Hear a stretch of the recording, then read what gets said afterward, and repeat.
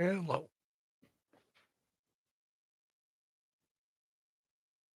Well, this is the first time I've had this thing cranked up in a week.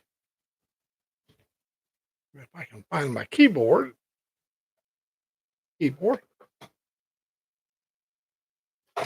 Damn. Uh-oh. I pulled something loose.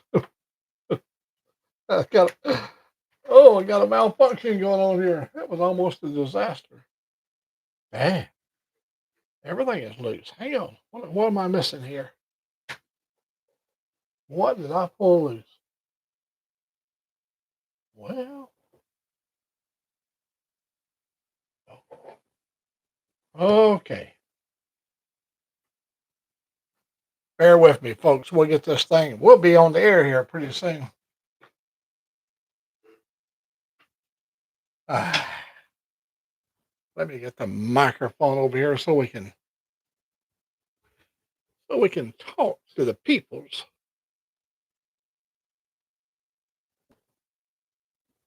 Hello, Ben Tipton, Robin, 2-4. Ah, we're sitting here, 80 degrees, hot, sultry night, t-shirt all sweated out. Uh, brown chicken. Hey, buddy. Is my audio good? Can you hear me?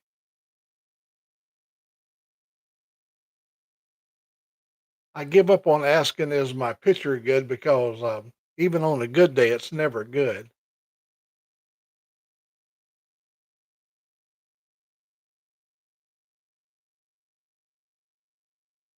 Rob's neighbor.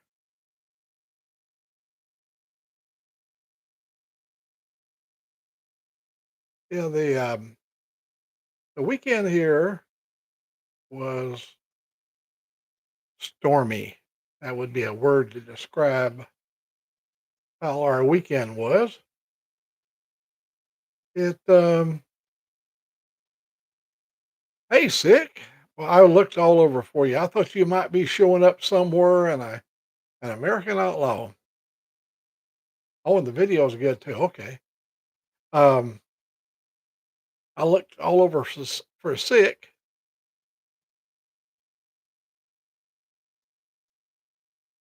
The deal with you in Nova Scotia, it could probably turn to snow if it gets, on any day, it could drop down and be snow. Well, my video, the best I can do, I'm on Wi-Fi, very antiquated. My my tower is 7 miles away, and I never have a real good signal. So we uh, we just do the best we can of what we got.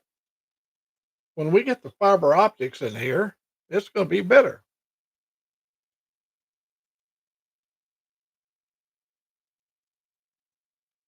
36 degrees.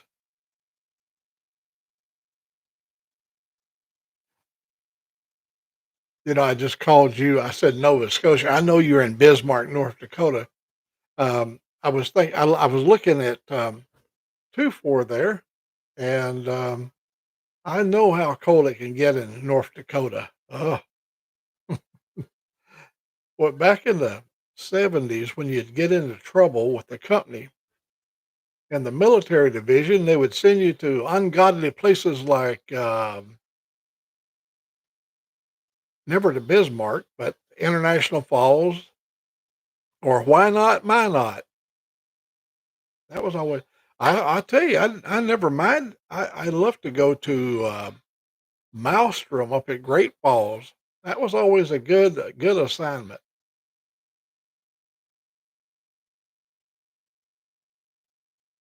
Well, you're getting some riding weather, brown chicken, and that's long overdue for a lot of people. Um, we basically have riding weather year round here. Um, we rode some days it was in the 40s, like 40. We left here, it was 43 degrees, and when we got up to the lake, it was down to 40. And but I'm gonna tell you that changed here a couple of weeks ago. We got into the 80s, and it's been running 84 to 88 degrees somewhere in that area. Tomorrow I think it's going to be 89 degrees, and then it's going to chances of severe storms tomorrow. 41 degrees. Well, yeah, your weather is subject to change at a moment's notice. Also, let me find out about sick. How you been, buddy? I haven't got a chance to catch up with nobody. We have had internet that is spotty to say the least. Our TV goes off. Um, I'll be like working on a song and I get ready to publish it, and then the internet would go off and I couldn't. I had to wait for several hours, and that's just the way it is when you live in the woods. I watched Sterling Wheel this afternoon up there riding up in Virginia City. Wow, that took me back to some great memories. I was stationed. We had an operation over in Indian Springs. The place was called. You can look it up on Google Earth. It's called Jackass Flats, Nevada. You, you go to Indian Springs and make a. If you're going north out of Reno and you get to Indians up there at Indian Springs, and you make a right hand turn at Indian Springs, you go about 30 miles up in the hills, and that we had an operation there. America built a huge racetrack, and on this racetrack was no cars. They was these missile bearing trucks. And they hauled these 105-foot long trailers that had a missile in it. The trailer could raise up and they could launch a missile. It was called the racetrack concept, where you have a series of missiles in a long on a road that went forever, and that way the Russians couldn't hit us because our missiles were constantly in flow. Oh man, I tell you, I've worked on some boondoggles, and that was one of them.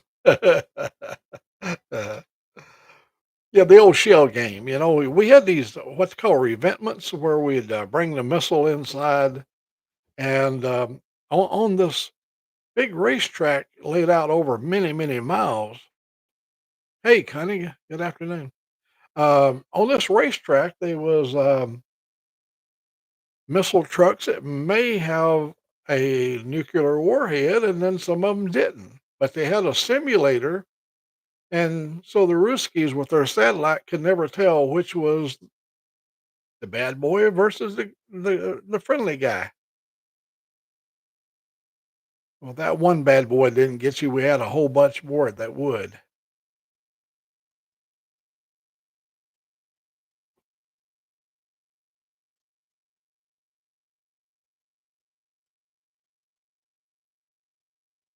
Well, we just tried several times, and I looked. My signal on the upload got up to 7. According to YouTube, you have to have a bare minimum of 5 upload speed to maintain a reliable connection. So when it got up to 7, I said, I'm going to give it a try and stay on as long as we got a signal.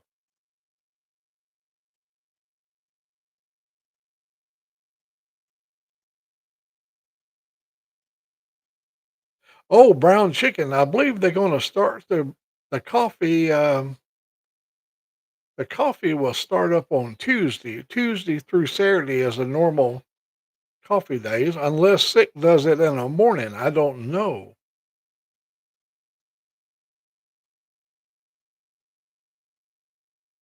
He's in here, so He could probably tell you if that's correct or not. But anyhow, I watched Sterling Wheel up there. He had to go into Reno to do a drug test for a interview. And while he was out there, he did a little side trip and went up to Virginia City and what was that called? 6 Mile Canyon and several places up through there. And I like that whole thing. I took Angelique to Calico Ghost Town over in Barstow, California, and she got the biggest kick out of that.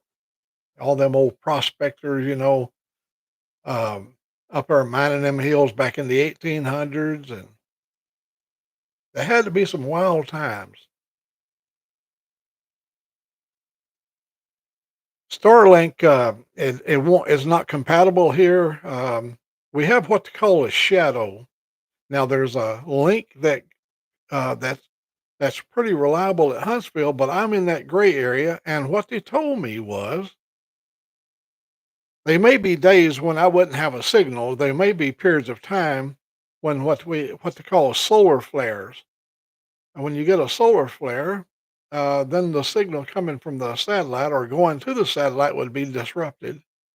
So I didn't want something just as unreliable as what I've got now, where I'm on some days and some days not on. I'm thinking once we get the fiber in here, we'll probably be more reliable than we can then set up schedules to do things and be more reliable. You can't promise you're going to have a like a little vlog on certain days and not be able to deliver because you don't have a signal.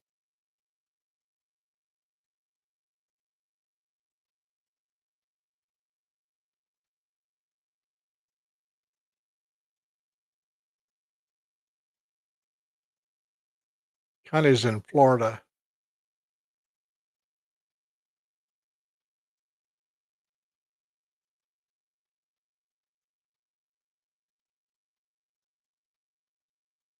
Joyce lives in Washington.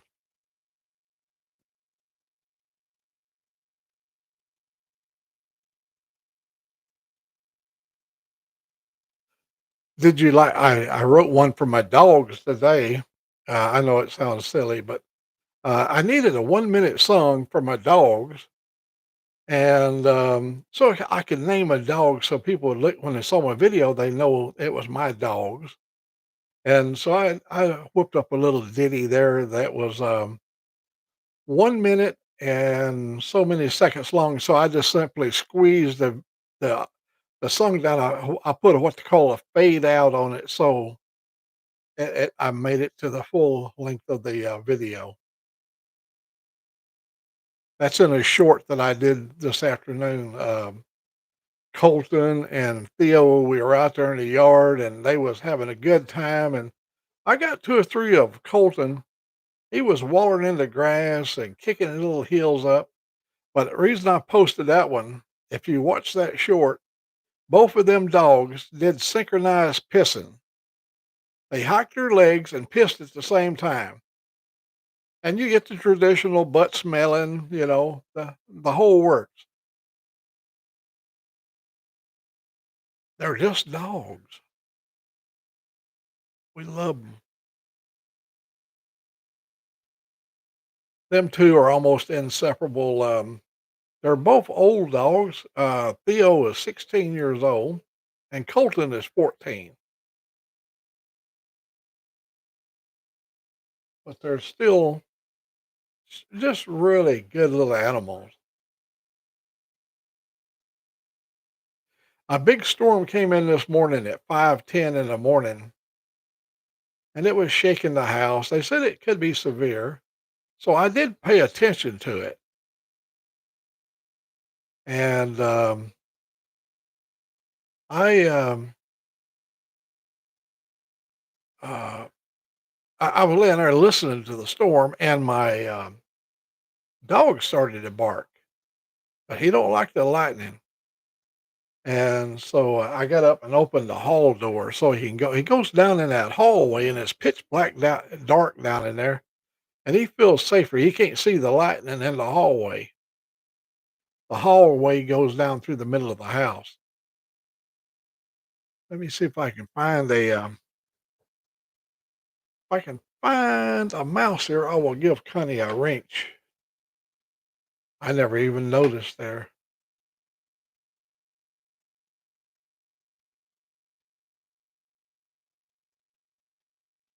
There she goes. There you go. Now she's a standard moderator.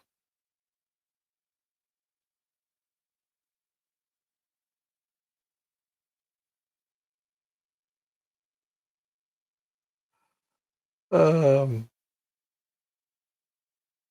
well, anyhow, I've been writing. I'm approaching 1,000 songs. I've had the program for 2 months. In less than 1 month, I did 500 songs, but I've slowed down a little bit. You got to keep in mind your average song. If you write a 3 or 4 minute song, usually has 3,000 characters, 3,000 to 4,000 characters.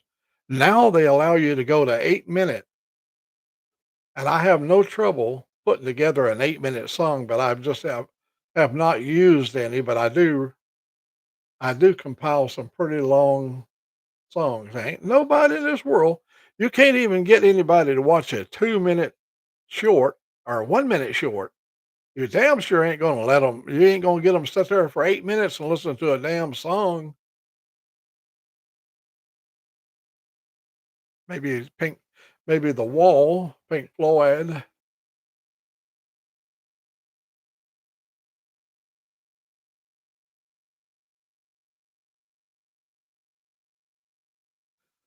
Yeah, we've lost a lot of limbs here too. It's getting harder and harder. I had my antenna. Well, there's a short. You can see a short there. It blowed everything away out there. I mean, it blowed everything away. But I made a video while it was blowing my antenna away. I have a antenna for the Wi-Fi, and it was swaying back and forth. That's a steel pole, and that steel pole was bending almost to the point of breaking. All the bamboo was tore down, and it was laying on the house, and I had to get the chainsaw and cut all that out. And I was off the air for 4 days because I couldn't do anything. I didn't have no signal. Well, I had my phone. A lot of times, when you see me posting stuff, I post off the phone. When I lose my Wi-Fi, I go to AT&T phone. I use it. I've got a tower 4 miles away for AT&T, so I can't upload stuff. Little things. If it's a video like one of my rides, I couldn't do it on the phone. What we do on the big videos when we don't have a signal, if I go for a ride and I make a 45-minute video, I put it on a 256 thumb drive, gigabyte 256 gigabyte thumb drive, and we load it from the computer onto the thumb drive, and then we drive 4 miles from here, just right across the ridge, park over there in the church parking lot, and then upload the video on a laptop using the thumb drive. There's more than one way to skin a cat.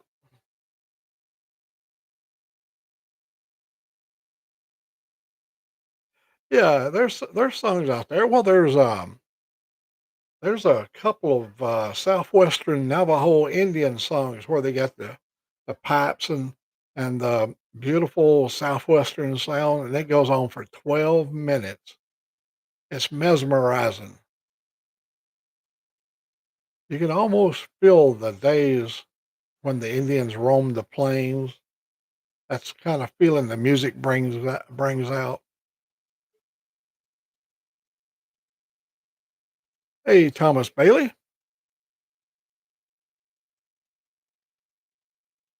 Yeah, with this fiber optics we getting, when they get it in here, it's 2,000 gigabytes up and 2,000 gigabytes down, and it's super fast. And it has I can go out in the yard and set I've got another state I've got 3 computers. I got 2 here and I got one over there. It's got CDs and all that stuff in it. I'm gonna take it outside and we'll set up a remote station out there by the bamboo and do some remote blogging and, um, and just route it through the home system. Yeah, it'll be a lot. Yeah, I'll take my Harley out there on the bamboo road and do a couple of hours, you know, set my table and everything up and do a couple hour out there in the video with the wind blowing through the through the bamboo. That'd be nice.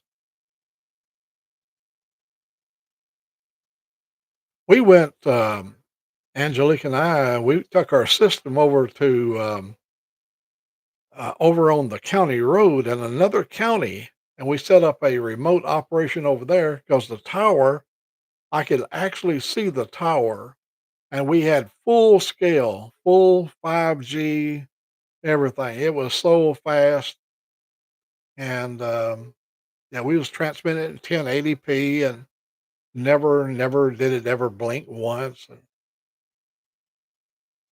And we went to Warrior. That's a town about 10 miles from here, and we set up over there and operated at the Marathon gas station. They had a big events going on over there, and I set up and ran a remote from over there.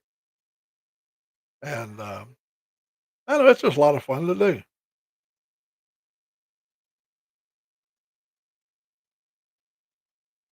Well, I use when I go over at the church, I use my own internet because I when I take my laptop, we're on AT&T on the laptop, so I've got Wi-Fi that's in built into the laptop, and we just plug the thumb drive in there, and it looks like it sees it as drive D, and I can. It's already a completely recorded video on the thumb drive, and all I got to do is just upload the video. And from here at the house, for me to do a 40-minute video right now, the way we set up, it usually takes 4 hours of upload minimum. But when I drive over to the church, I can upload in 30 minutes.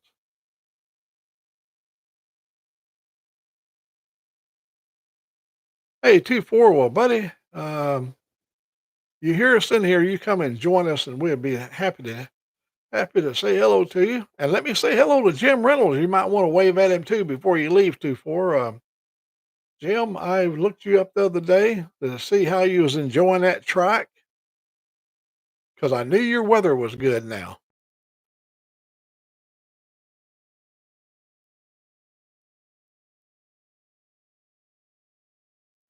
It is so good to get out.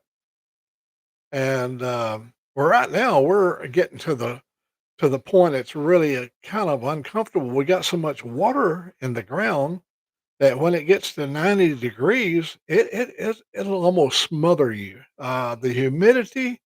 Here's what happened. You can ask Key Fob. Key Fob and I and Angelique, we rode up to Coleman. My GoPro 11 mounted out on the front fender of the trike. When we got there, we had water inside the lens. Inside the lens, we had to take the lens off and dry it out. That's how much humidity we have. The humidity is stifling here.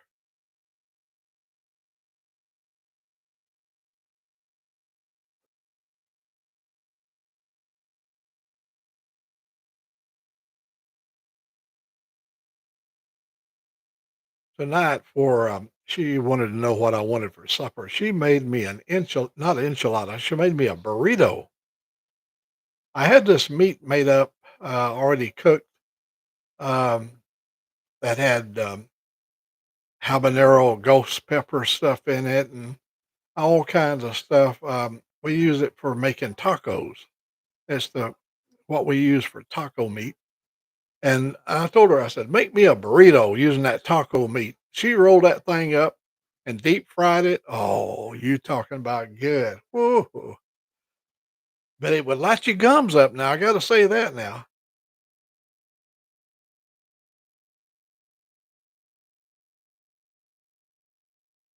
Oh my god, yeah.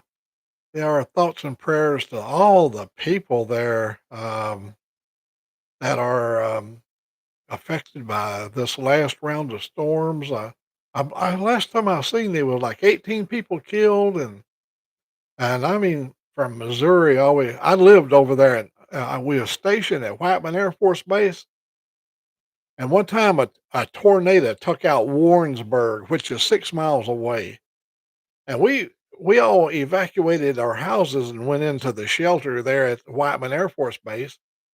But before the tornado got there, we watched it coming, and it turned their airplanes over there at Whiteman Air Force Base. See, that's a SAC base, Strategic Air Command. It turned them big old airplanes over and laid them on their backs. Um, yeah, them storms can be vicious. We're talking about $100 million worth of damage right there at Whiteman Air Force Base at Knob Noster. Even though the tornado didn't hit us directly, it's the winds on the one side of the tornadoes are really strong coming off it, and it did a lot of damage.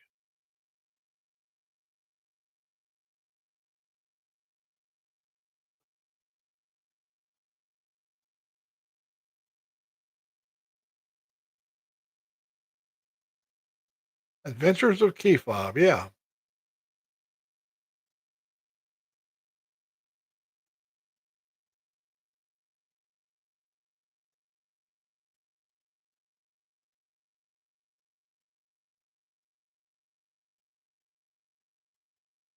Yeah, well, in 2011, I got pictures, in fact, well, I've got them posted, but in 2011, April the 27th, we had an EF4. We had a 5, uh, came first. My apology. 4 came first, and then that afternoon, a 5 came.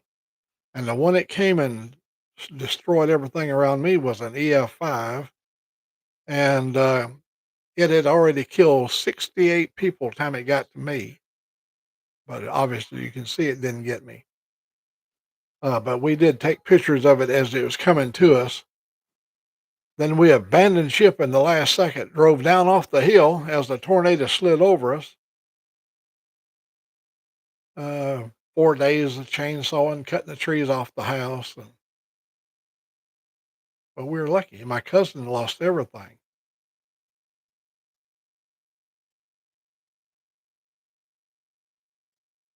They're just a way of life when you live in an area that, like we live in, you got the Gulf setting down there, and you got the North, the Canadian cold Arctic air coming down. When those two masses get together, cold being very heavy, warm being very light and rising, the one that came on April the 27th, 2011, at 5 in the afternoon, the ceiling was 80. I'm sorry. Yeah, I was right. The ceiling was 60,000 feet, not 80,000, 60,000 feet where the ceiling for the supercell was at. And you had big hail, big size hail.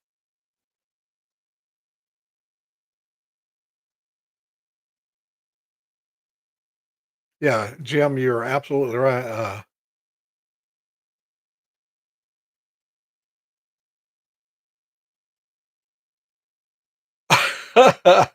Hey, keep up. Um, you ain't gonna believe it. Both of those cans are gone, but my sister gave me a case of spam last Christmas. That's what my Christmas present was a case of spam, and it's the traditional heavy sodium. It's not the light, and and we also had bought um, jalapeno and jalapeno of bacon spam, and they've got so many types of it. But we're back to the traditional spam.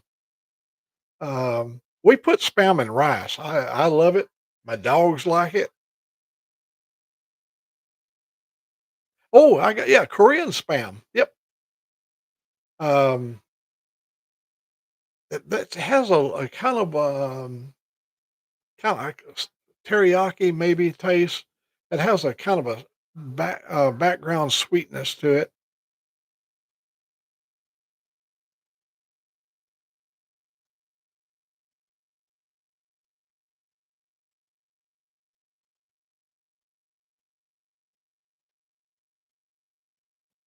I gave you a metric range, key fob. I know you're an international man. You'd know how to use it. A metric range, you know. Now I gave you a metric crescent. Now that's special. You have to be special. The only way you get a metric crescent range, you have to come and see me. So when you come and see me, you got a metric crescent range. Yeah, left-handed. Of course. And what's nice about your beard, you can take it and stick it through that hole at the end of the crescent wrench and just tie it off, and it'll be hanging there like, you can walk around with that hanging around your neck, like you'd be like chilling, like you'd be walking, and if you got some rhythm to you when you walk, that thing will be swinging back and forth.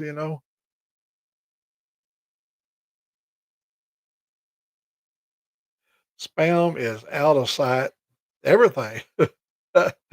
We went to Hawaii and we were staying at the Sheraton Hotel in Waikiki, and we're up there on about the 14th, 15th floor up there, big beautiful balcony overlooking Waikiki, and so I thought, well, I don't want to. I'd been drinking, and I did not want to go and get out in the car while drinking, and our restaurant we wanted to go to was a long ways away. The one we wanted. So I called down to the kitchen. I said, "What kind of sandwich could I get?" She said, "Well, I can make you a fish, the blackened fish. I can," she named off a. She said, "But our specialty here at the Sheraton is the Spam Deluxe. It comes with cheese." We sat out there on the balcony and eat Spam sandwiches and drank San Miguel beer there on the balcony of the Sheraton Hotel at Waikiki. It don't get no better than that.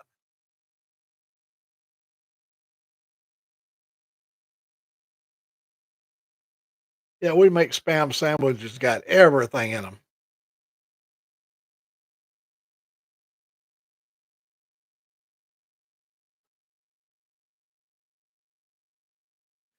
Oh, man, I can almost rap to that.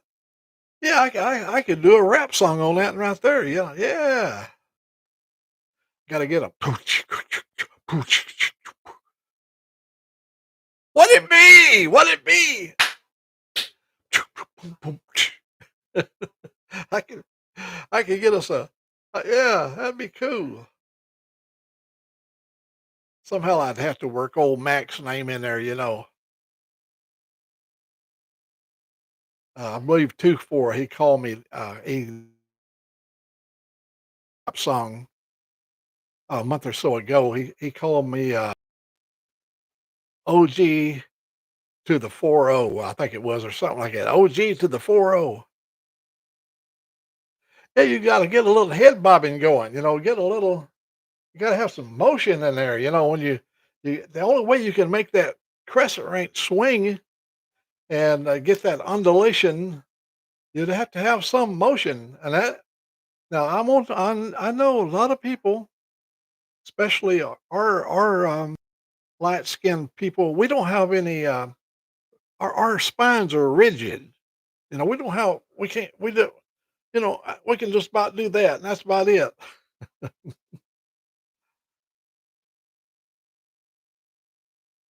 Hey, Motorbomb.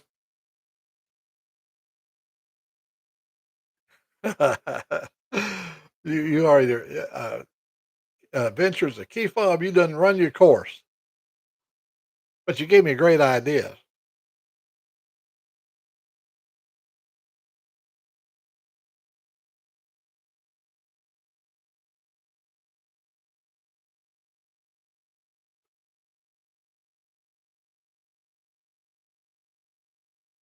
Well, you're quite a bit younger. Yeah, you still have some flexibility left in you. Um, uh, Angelique hates it when I bust a move. I've got this. Used to have names for the moves we used to make a long time ago. The churn. When you was, you know, I don't know. They had names for everything, and I had to crank with. That's back during the days when we did the bump twist.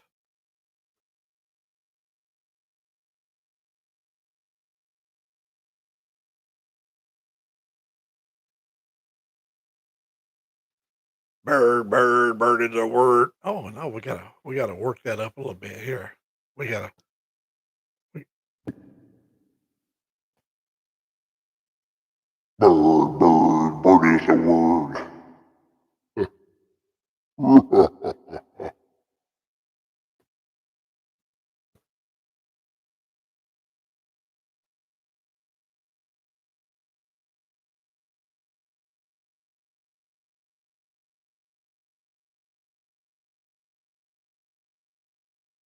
Yeah, you're a part of the posse. Yeah, our gang. Mac and the gang. We'll go and give somebody a Mac attack. Oh, you guys like action movies? I just saw. I think it was 2-year-old movie last night. Kandahar. It's got Gerard Bateman, not Bateman, Gerard. What's his name? Butler. Gerard Butler. Butler. Yeah, him and that Kandahar is a very complex movie. When they at one time there's a point in the movie that he was a CIA agent, but he had to call on the Taliban to help him. He had to call on ISIS to defeat the Taliban. He had to call on MI6 to oh my god, they was just you didn't know it was like a just like a jungle of thieves there, all the different warlords, and he was manipulating these people. You get a chance to see Kandahar if you're into war movies, and it's really well done.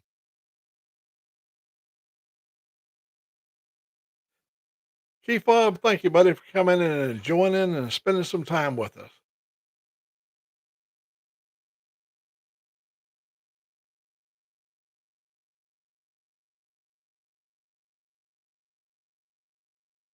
Yeah, well, Motor we got to get her a tattoo, a one percenter tattoo.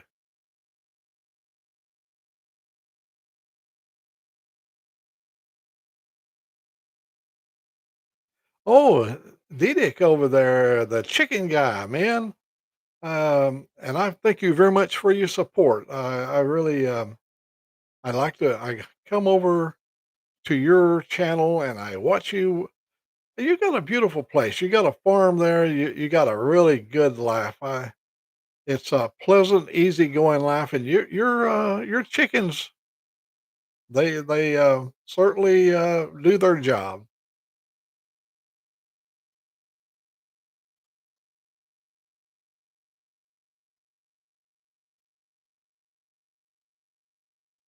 Yeah, I was happy to see you the other day. Oh yeah, I did a little video I sent over to you about. I made one about chickens and stuff, and um,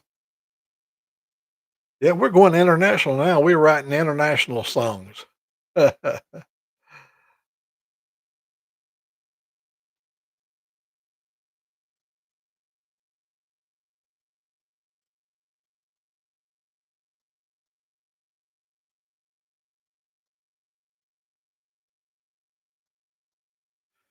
The Dirty Bike, Kid Peters, Bill, Chad Sheets, great to watch. Is that the name of it? The Dirty Bike Kid?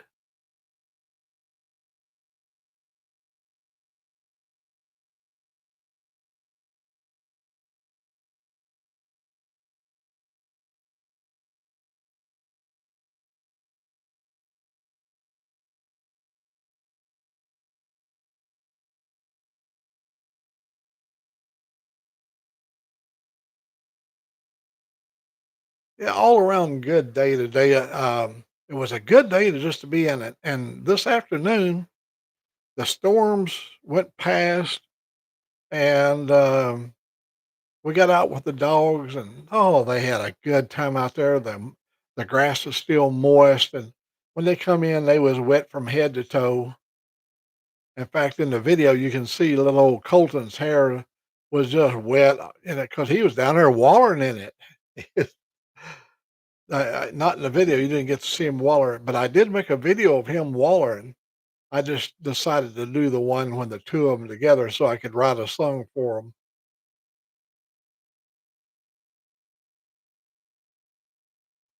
Yeah, the Dirty by I'll check it out.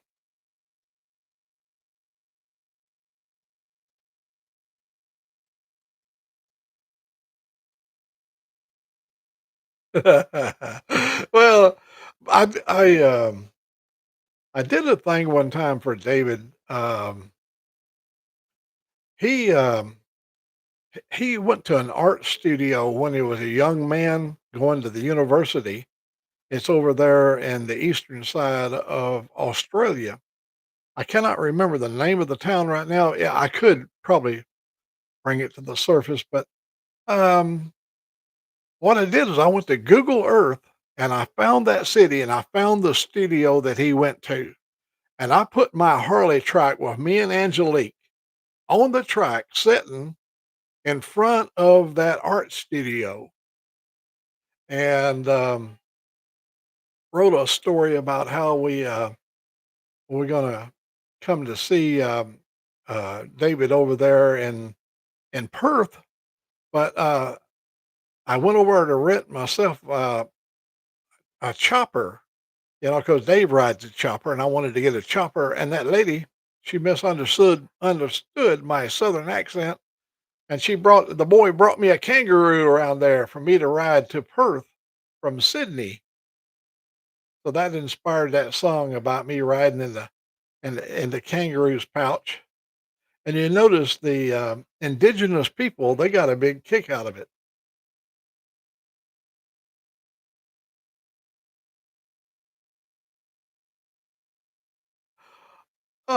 Yeah, we do the same thing when Motorbomb and them are on. I see on TV, I can download TV and see TV. I just can't upload nothing, so I can't go live. And so when I don't have a signal on my Wi-Fi, I will watch the TV over there, and I see Sick and all them and living color big.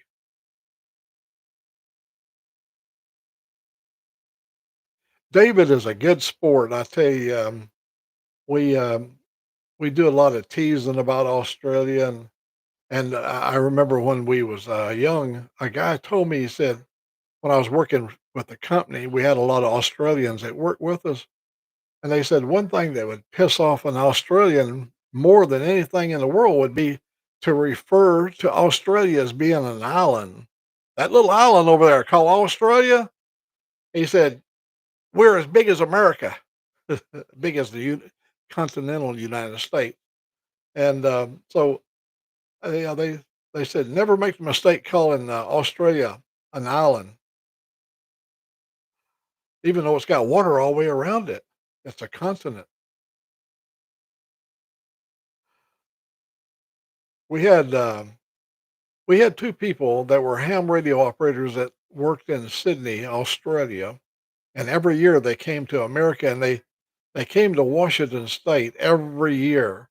They'd fly into Los Angeles. They would pick up four cars, and they would each drive one and tow another. So they would carry four cars from Los Angeles up to Vancouver, British Columbia.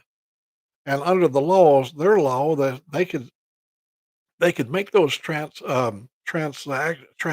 without any penalties. You know, there wouldn't be a tariff or nothing because it was all under the same um, country, I guess. However, it's worked out. But they had an agreement. But they used to stop by and see us, and my God, they were such and they were so informed about their country. They would bring endless back. You remember the days back in the 70s when people would watch slideshows? You know, to put the big projector up and they'd sit there and run through the slideshow. And we had our simpler forms of entertainment back in them days. And man, I enjoyed that. I had a good friend that lived in uh,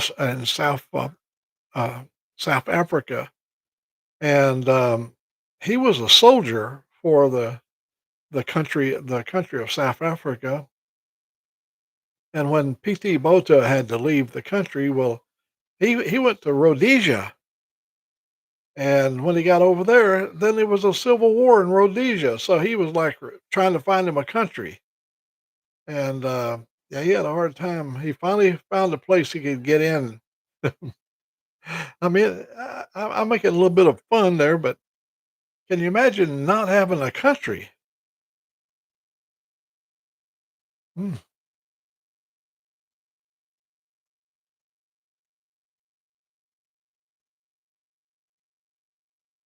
The didgeridoo, I I usually when I do anything Australia, I usually add that or the juice harp. The juice harp, or they call it a mouth harp, but in our day, he knows that we called it a juice harp. You know, it was just that's how what it was referred to is because you make a lot of slobber, and you got that little thing, and you know, and it sounds like a didgeridoo, a mouth harp. Everybody that came home from World War II, they came back home with a juice harp. They learned how to make that sound, and God, we did too.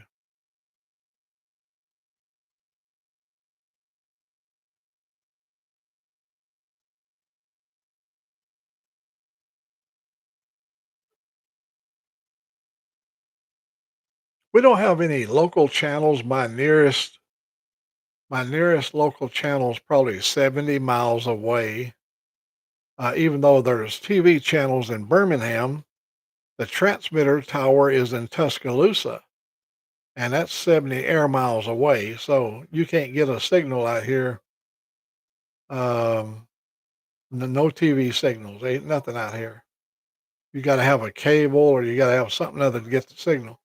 When I got here, I put up a 16-foot long antenna with a rotator up there, and I could pick up Birmingham and two or three. I think I had three channels when I first got here.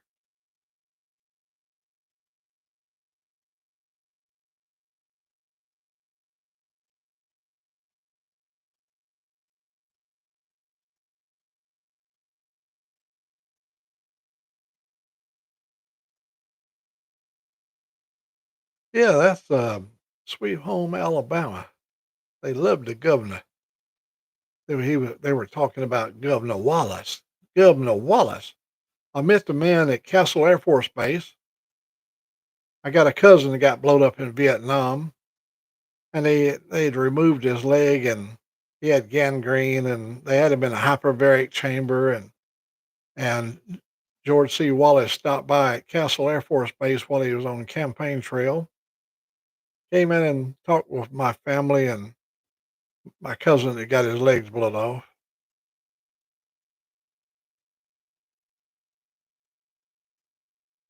Oh yeah, we're back in the woods. Um, you got to have a reason for being back here. Um, we belong to a community watch, and we get 5 or 6 cars a day through here, and we know everybody. They all wave at me. You never get salespeople. You don't get any of that kind of stuff.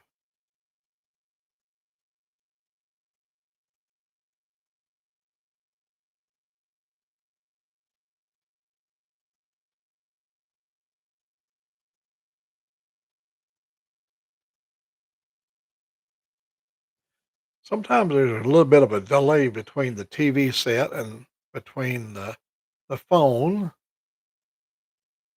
Hey, I watched you this evening, Sterling. Will, I was telling the boys about you. I was telling the boys about you being up at Virginia City.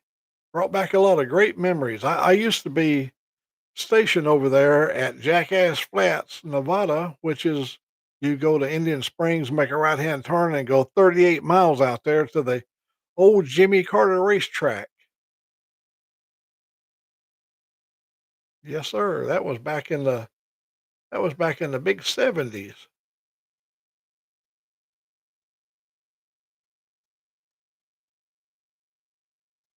I enjoyed you. I really enjoyed your video, Sterling.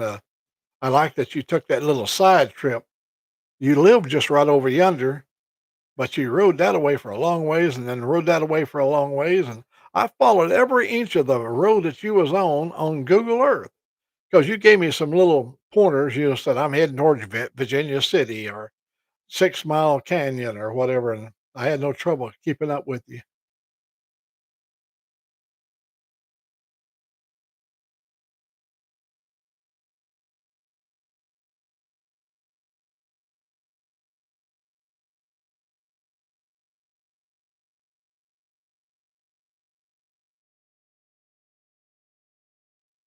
That's what's beautiful about those towns up in there. I mean, there's some new modern amenities, but the town itself hasn't changed much in 30 years. You know, maybe a fresh paint job here, or uh, now they got Wi-Fi and stuff like that. But oh, that old museum up there, the way it used to be, or something like that. Um, if you like old mining memorabilia stuff, that place is it's well worth the time to go, visit.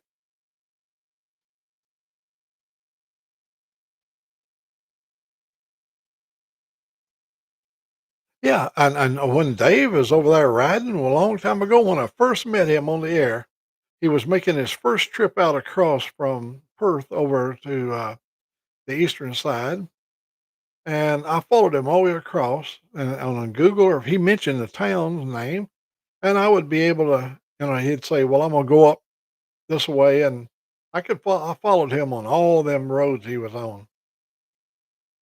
Yeah, the way it used to be. We have a mining museum down here in Alabama over in a place called Dora, and it is also really, you know, in the mines in that area in the 1900s. In the 1900s, when you got sentenced to prison, and that didn't apply to all people, but those that had the darker skin, they went to the prison that was underground. They would load them up and they take them down, and they lived there to finish out their sentence underground. And they did the hanging down there underground. When they break one of the rules, they would hang them down there. And I've got videos. I've got them right here. Anybody's got a CD player, I can show you the videos of the hangings. The state sponsored hangings of inmates. That once you got down there, you never came up out of the ground. I mean, they did crimes, but it's just the way things were back in them days.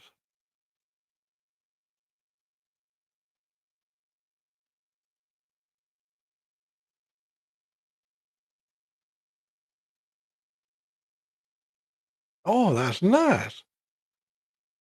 She made a Walmart trip.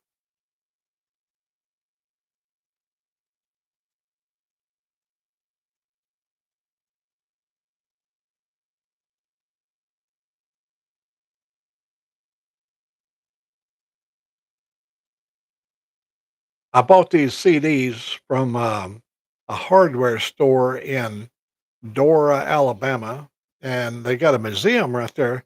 And this guy was selling these really well done CDs of the early 1900s, all the old mines. When we came up, we used to know the names of every mines. And when we came up, we knew all the seams of coal. The seam of coal could be a very big seam or a very little seam. but they all had names, and the coal had different names. They had names like nickel plate, Pratt seam.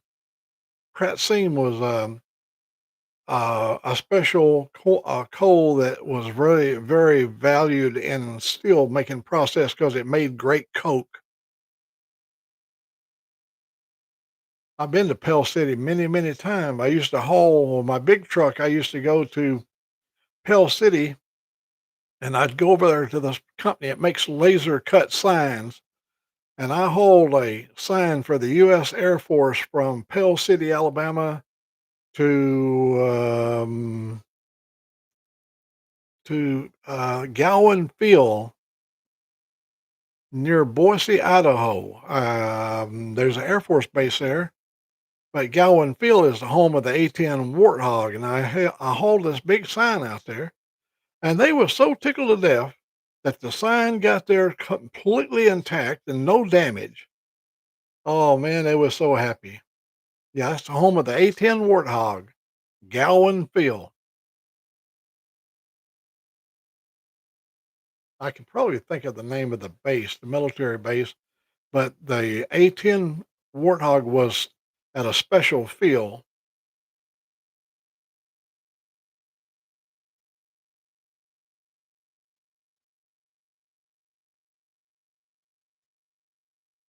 Over at Pell City, they put one of the first Buc-ee's into the state of Alabama. That's on I-20 over there.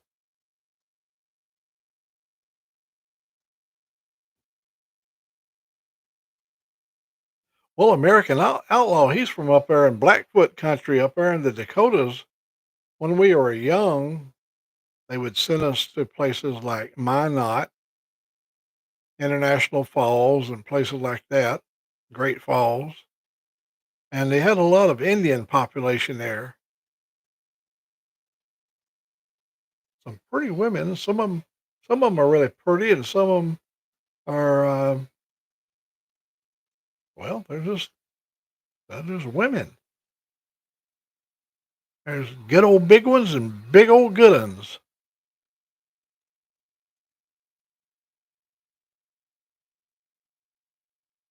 Yeah, I'm trying to think of that base over there. I know the Gowan Field. That's what it said on the sign. Gowan. I don't even know how to spell it. Gowan Field. But it was specially designed with lasers and all that stuff. And it was a big. I had to have it went up my maximum height, and I had to have a wide load because the sign was so big. They had to lay it at 45-degree angle, and they had to hang maybe 18 inches off the side. It was a hell of a trip out there, and the thing was like a wind sail. They had it framed up. I was on a big, long, flatbed truck. What they call what do they call it? Skateboard, because it bowed up. It had a little bit of a bow in it. Anyhow, the we covered the thing, had it all covered in tarp, and we got out there in the plains states like Nevada, not Nevada, but Nebraska, and that tarp tore all to pieces. I went and bought rolls of duct tape and had to go out there and duct tape the tarp all back together. And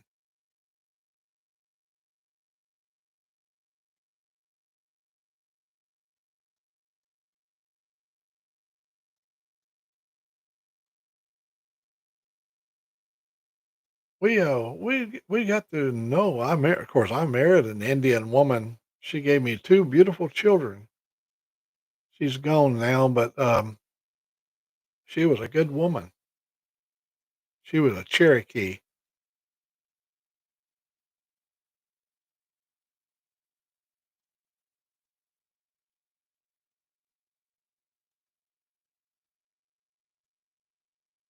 Well, I hear it thundering out there. She must be kind of starting to work herself up into a storm or something. I looked. Now, there's nothing coming. There's nothing that's imminent. So there's just some what they call summer heat.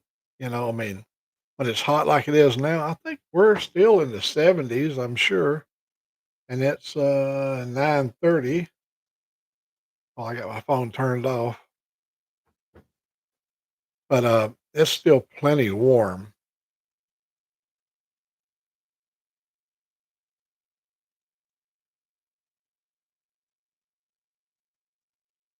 Spirited women,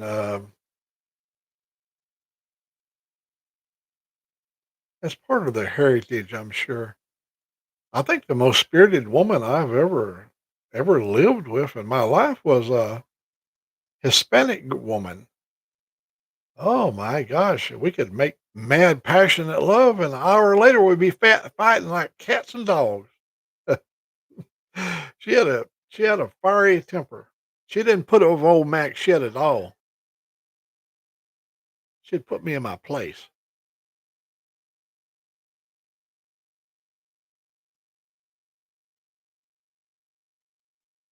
I think she's gone now too.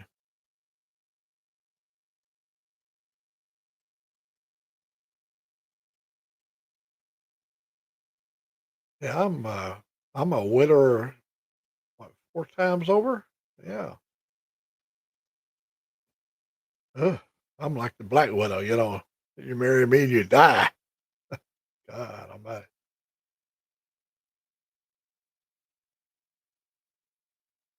Yeah, we're gonna go, they called me, I believe it was Saturday. Yeah, they did. They called me Saturday and said they would have, my brakes, all my I'm putting rear brakes on my trike, and they had to order, you got all that stuff. There's special boats. They won't they're just fussy about not using the same boats over, so they had to get all the boats and stuff, and so this coming week, I'm going over there and get my brakes put on, and, then we'll feel more better about it. Right now, the brakes in the rear are so bad that if you pull the emergency brake, there's not much of a brake. It just don't wanna I don't ever pull the emergency brake while riding, but when I park and you set the park brake, it'll still roll on you. Don't it, the shoes are wore down so bad that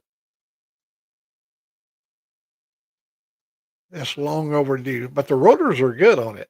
The shoes are just wore out, but they're gonna replace everything so that, because I had everything replaced in the front and they wanna match the back up.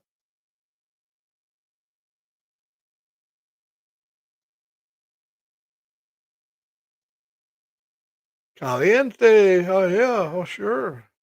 Mucho caliente.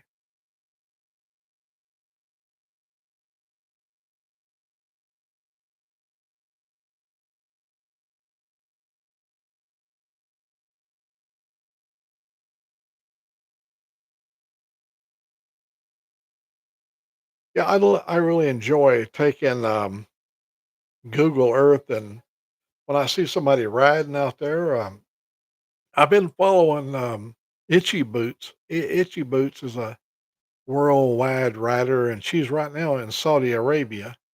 She was in Yemen, and, she, is now in Saudi Arabia, and she came up on these, towers today. I think there was 12 or 13 towers there, 30 foot or so high, and they had holes all around them, just perfectly designed, beautiful patterns on them, and come to find out,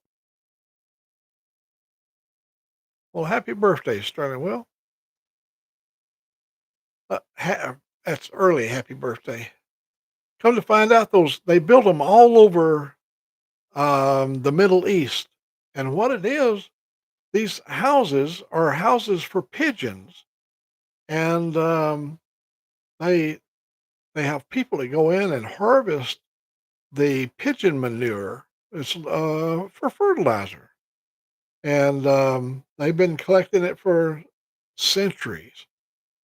That got dates way back in the, centuries ago, and, she went inside one of them, and there was a few pigeons around, but, I thought, "How interesting," I guess that soil is not very rich, and, yeah, pigeon guana.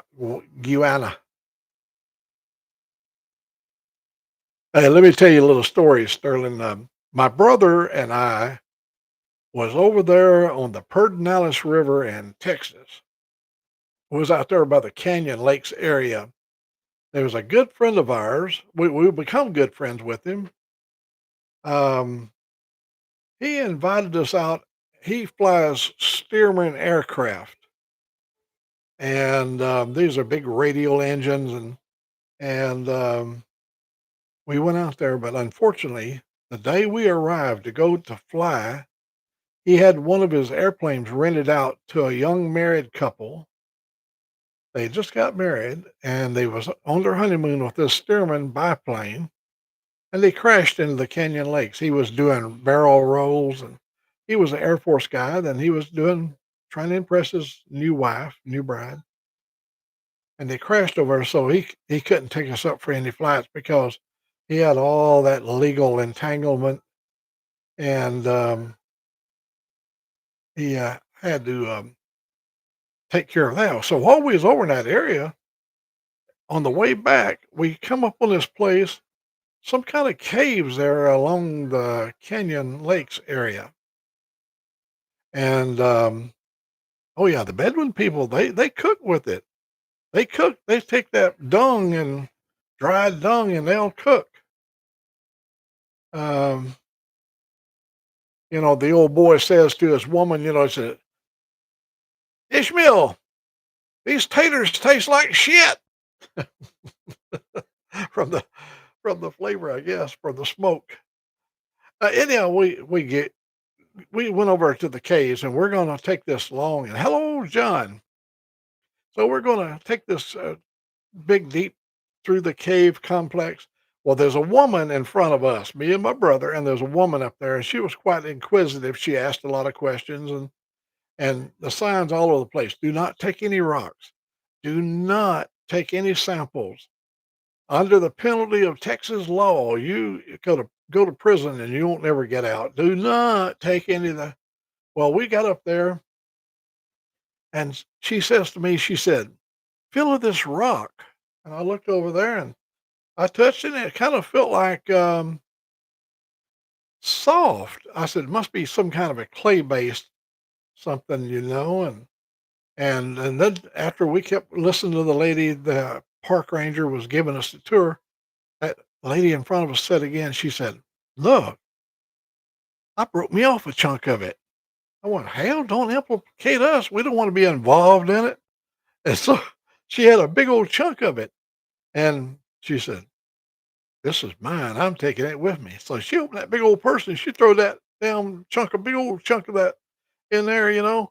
And so as we got up closer now, the crowd was still coming on up there, gathering around the park ranger as she is speaking.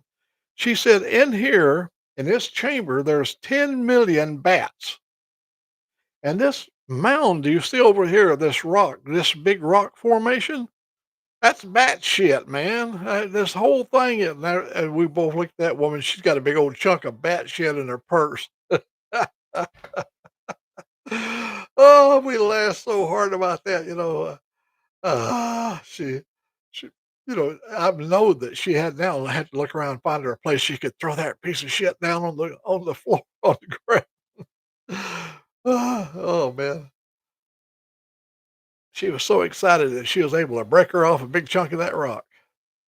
Bat guana.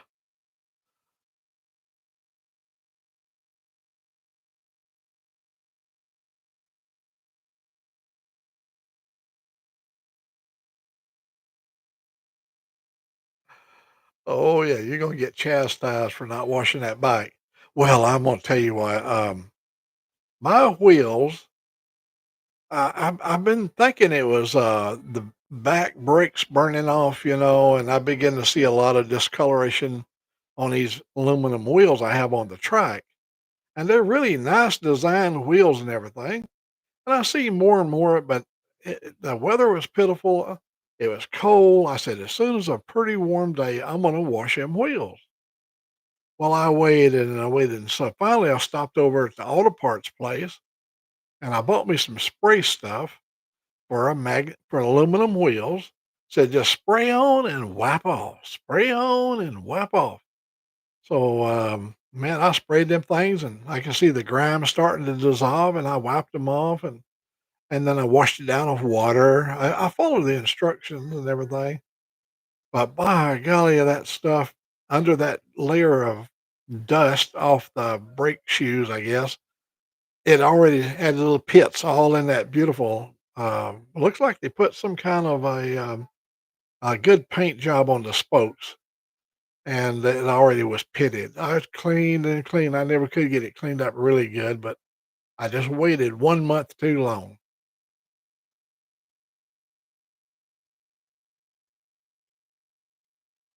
Oh, we lived out here. We got a gravel road now, but for several years, anybody ever come and see me, they could tell you I had a dirt road out here for years. Now, you could wash and polish your bike up. If I went to the west, uh, it's only like 3 or 4 miles before I come to the paved road. If I went to the east over there, it was 6 miles. Alright, so if you're really, really careful and miss all the puddles, you might be alright, but when the first hay truck goes by you, this is farming area, it covers you, the bike, and everything in red Alabama mud, Alabama clay. So I fought that for years. When I had the two-wheel bikes, they stayed dirty all the time. You could not clean them. There's a guy that details, and I give him $100, and he details my two wheel for $100. He was then, but now I'm been afraid to ask what he'd do a trike for. I am going to stop over and see what he'd detail my trike for me because he may have something might be able to smooth them ripples, them little little scars from the corrosion. Aluminum oxidizes, so and it had that. What do they call that? Where they use that powder process, powder coated, yeah. That's what the wheels have got powder coating on them, and now it's pitted. Hey, James, if I miss you when you come in, I'm not being rude to you. I just simply get busy talking, and I have to look over to see who all is in here. And we got a pretty good house in here too. There's still 12 people in here.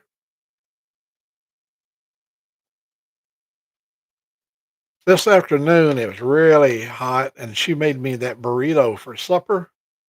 And she said, "You want some milk because it's got them habanero ghost peppers in them, and it's pretty spicy?" I said, "No, I think I want a cold beer." And she brought me a frosted mug. Oh, you talking about a good beer. Woo. It was a Yingling cold frosty mug.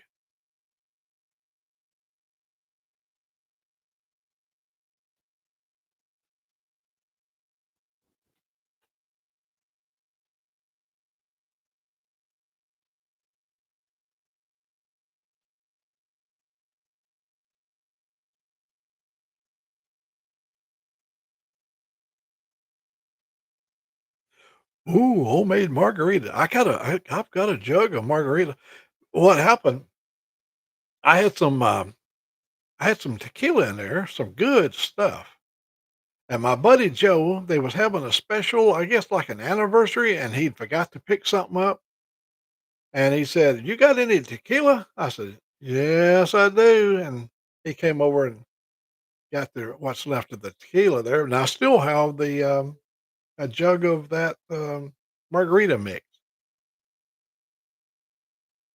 We like the what was that last stuff we got?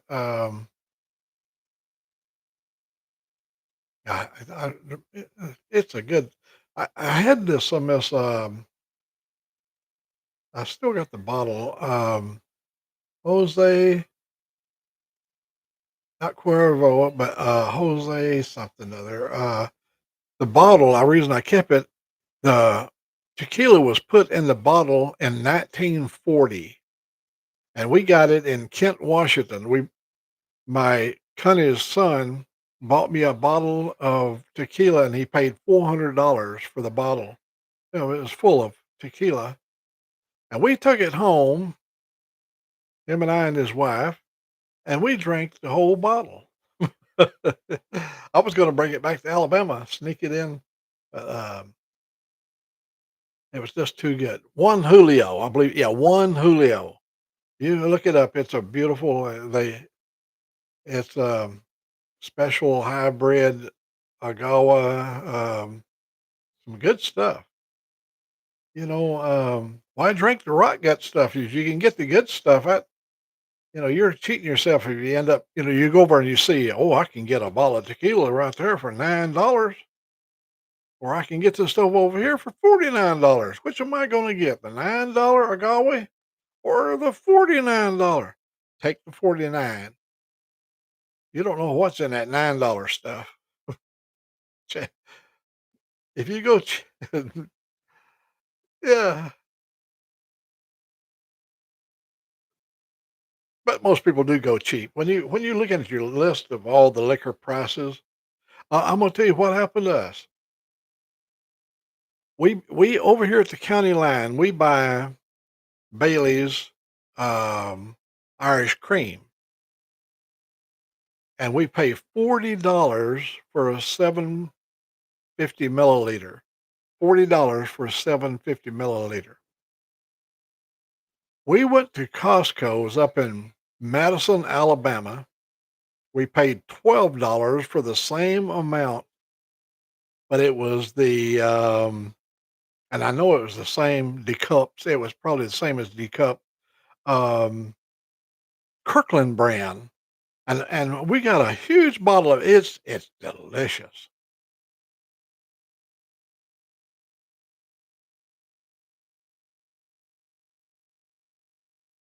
Oh, good. Should be home next Wednesday. Well, that's coming Wednesday. So you said she wouldn't have to stay very long, so they got took care of her real good. $1,000 bottle. Oh, wow. The most expensive I've drank was that $400 One Julio, but it was the only reason the only reason they bought it for me. We were celebrating my birthday, and I was born in 1940, and that was the year they put it in the bottle. And from what I gathered, tequila does not age in the bottle, and once they put it in there, it's going to stay the same. I mean, it will deteriorate, but it won't. It just don't get better with age. But it was really, really smooth stuff, and we didn't even get a headache out of it, but we did get effed up. We did.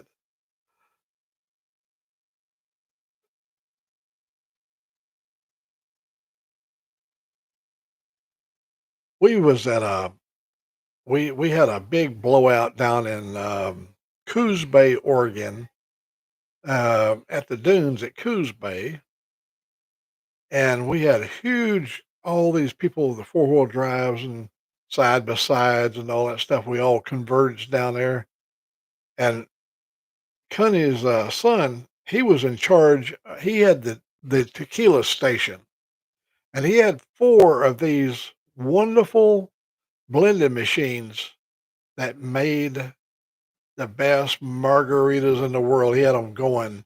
They ran for 6 straight hours of making margaritas, and we had Russians and all kinds of people there. It was a huge blowout. We had a good time, and nobody got killed. We went out for a midnight ride. We, went down to Winchester Bay. Right there is a river that separates Coos Bay. On across there is Winchester Bay, and, we went to dinner. We rode took all of our side by sides and went over and had dinner at this, what was it? It was like an oyster place. They had oysters Rockefeller. They had the little shot glasses, got the oyster in there, and they were really pretty. And man, we were gupping them things down. Whoa, that was at Winchester Bay. That's right on Highway 101 in Oregon. Maybe Highway 1. I don't remember.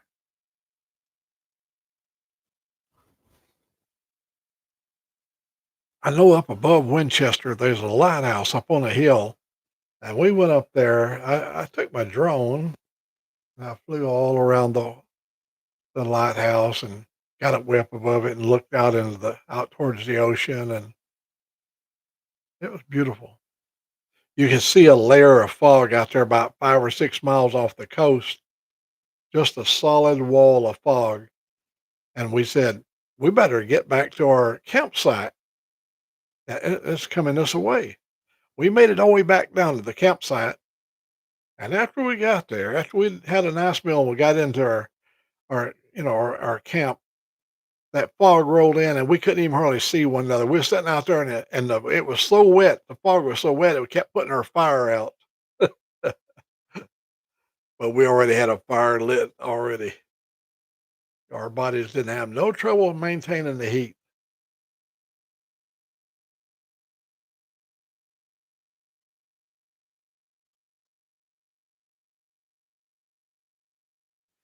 Yeah, Heineken. I like Heineken too.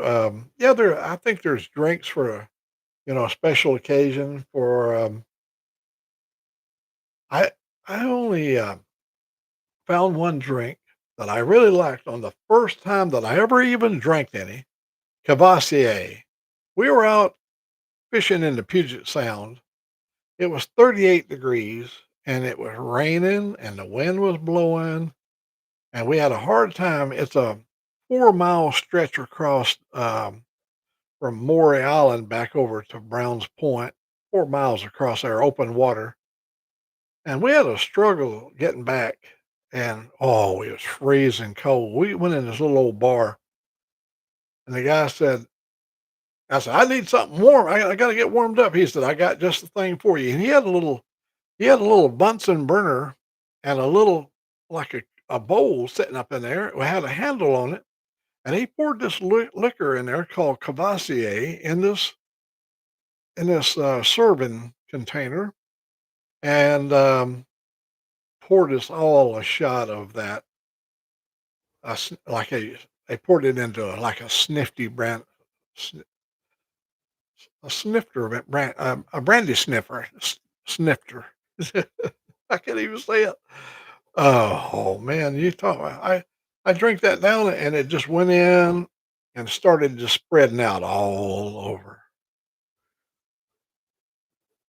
Expensive drink too, very expensive.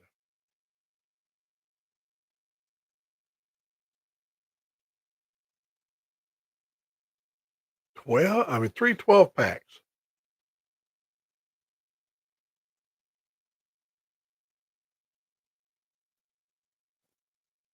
Well, you be sure to tell Pamela that we're thinking of her and wishing her well, and I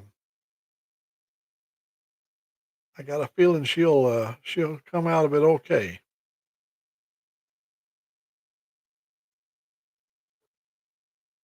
I, you know, bad feet runs in our family, I guess, because I suffer every day from neuropathy. I ain't gonna wear nobody out by telling no horror stories about the pain. Oh man, I tell you, when your feet hurt, you just ain't no way you can escape it. Every step that you take, you can feel it, and I love walking,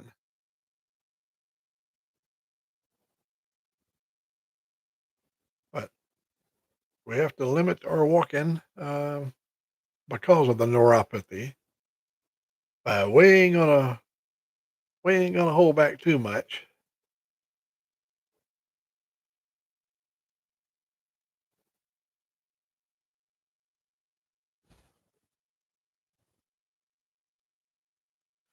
When I was making a video one time, the parking lot was pretty full, and so I rode my Harley right up in the handicap parking. I was 82 years of age then, and I was doing this little blogging and talking, You can't believe how much hate mail I got for taking up a handicapped parking spot. I have a placard. I'm thinking I'm about as handicapped as you're gonna get, man. I can't hardly walk. Uh,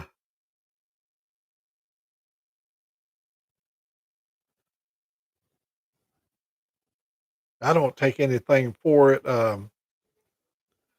It with the pain, I know I'm still alive. I don't take anything for it. I don't take pain pills.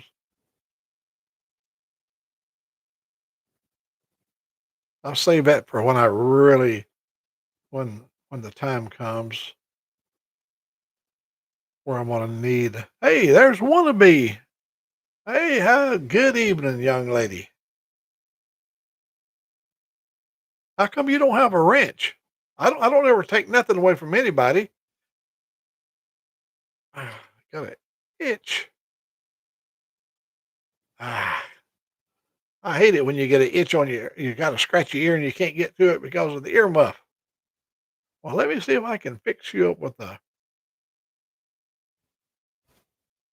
Now, you people are not selling these, are you? You know, you can get pretty good money for a wrench from Old Mack. You can sell them on those other channels over there. Oh, I'm gonna tell you what. I'll pull your card if I find out you're selling your wrenches. I've seen that happen before. Let me take care of wannabe here. Here we go. Looky right here. There she goes. Coming of doom eats pork chop sandwiches. Look at you, wannabe. You got a special. You got a special metric crescent wrench, continuously adjusting.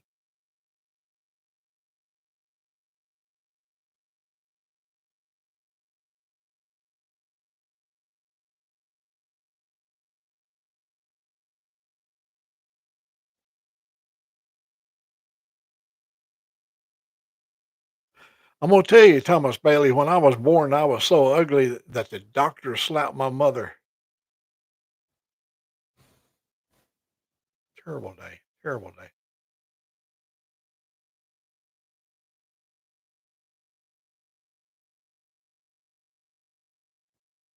Yeah, Rob's neighbor, he's got a good selection of tools already, so he's not impressed with my metric crescent wrench.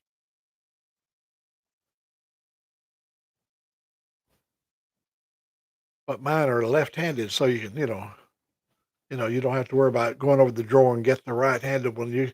It's already got the left hand to it.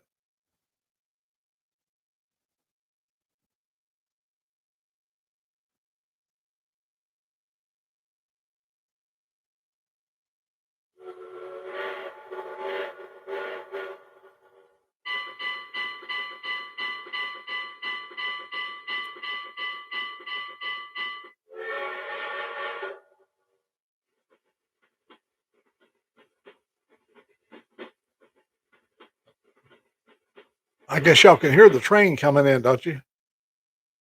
You got mail.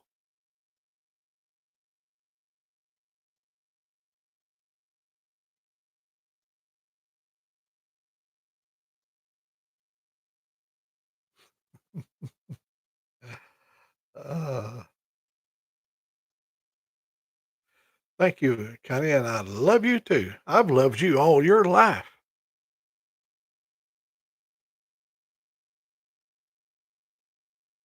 I remember the day you was born.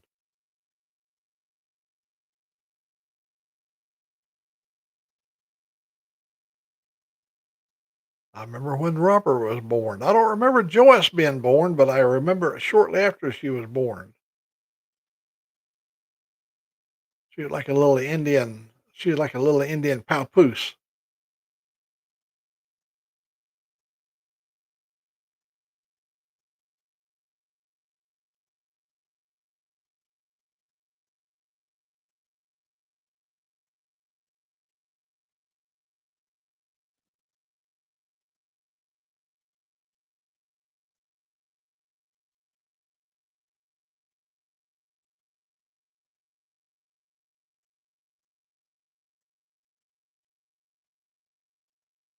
Harbor Freight gets a bad rap in a lot of ways. A lot of the Chinese projects, the steel and some of the rubber and stuff is bad. I got this, as you can see, the name brand right there. You can see it there. I got this up at Harbor Freight the day they opened the store. That's been 3 years ago. I took out a 2-year warranty on it because, I mean, for 2 years, because most time these things that they're LEDs, they're powerful. I mean, they're powerful. Whoa, this thing has been running. I use it every day for the last 3 years. I use it every night. Um, I go out to the back where the raccoons are, and sometimes I shine out in the woods, and there be sets of eyeballs everywhere waiting for me to turn the light off so they can come and eat. It is awesome. This thing is rechargeable. You just screw the back off and plug it in. This thing, it lasts once you charge it up. I get about a month before I have to charge it again. I use it every day. And it's got a little switch on the side. That that's the only thing it's starting to show some wear. The little spring is getting soft right there. Every once in a while, it'll drop down in that position there if I lay it down too hard. And then it's locked and you can pull that trigger all you want to and you can't turn the light on. That's a little frustrating. But I can just put a little bit of crazy glue right here, a couple of drops there. Because you can actually turn it on and lock it on. So you don't have to stand and hold the trigger. It's got you can prop it up. You can set it up and shine under the bottom of the car while you're working. It's got a little stand on it. They're really $14. 14 bucks. I got it up there 3 years ago. Oh, you see how handy they are, sick. These things, they just really, they're comfortable to hold in your hand. I go out here at night because we have, you don't live in the woods like I do. We got snakes that will kill you and they lay on your steps and they lay on the porch and they lay on, you never know where they're going to be laying. Copperheads, and they ain't big and they don't make much noise, but they got a bad bite on them. My wife asked me if I would get some bags of groceries out of the back seat of the car. She had a Chevrolet Malibu. So I opened that door and I got my 2 arms full of grocery bags. When I went to turn, there was a snake laying down there by my feet there. He was about a foot long, maybe this big, maybe like that right there. And he was about as big as my thumb. He wasn't a big one at all, but that little sucker had his little head up, and it was a copperhead. But I had my riding boots on, and they got them cleated soles on them, Vibram, or whatever they call them things. Well, when I stumped him in the head, his head went right between two of those lugs, and it just made him mad. I went, "Whoa!" And now he's pissed off. That thing is just like, "Shoo, shoo." So I gave him the second one, and it changed his channel. This time I caught him when he raised his head up. I smacked him down really good, and that was right here by my bedroom window. Oh, I'm not saying they're $14 now. Thomas Bailey, heed my warning. I paid 14 3 years ago. Probably 17, 18 by now, I'm sure.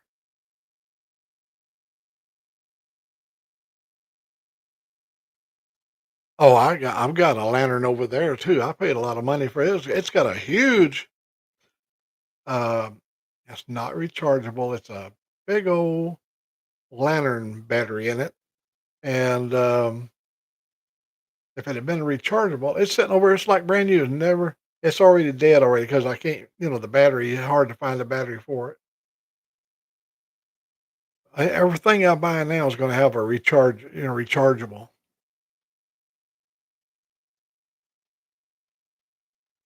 Yeah, you might look in the Harbor Freight, uh, you can just look at it and you'll see this is what they look like, and I just saw the other day, they had them still in the stock, and, they are just so they you can beat with them, they're pretty well built, um, just good to have, and they put out a nice wide light, it's not like a narrow focus little beam where it burned the wood and stuff like that.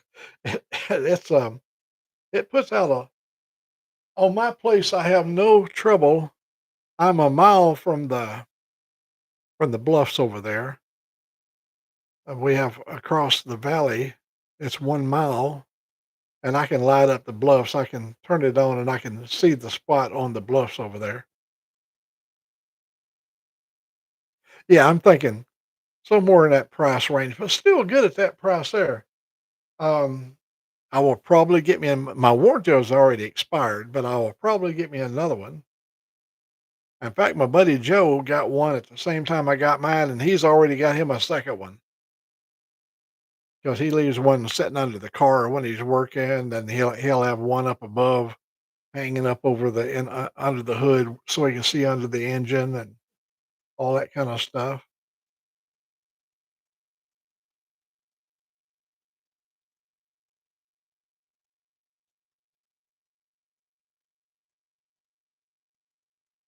Yeah, it comes yeah, it comes with a charger, and you just it's USB. And here, as you can see, it's got a USB C, the little one right there.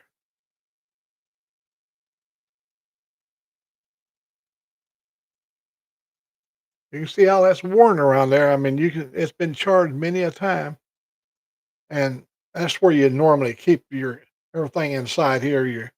Your little cable. But I leave mine right here at the desk because I do all the charging right here, and I charge it up. And we took it to Washington State and back, and it stayed good all the trip back up there. We was gone for almost a month, so um, it yeah, it stayed up. They don't go down very fast.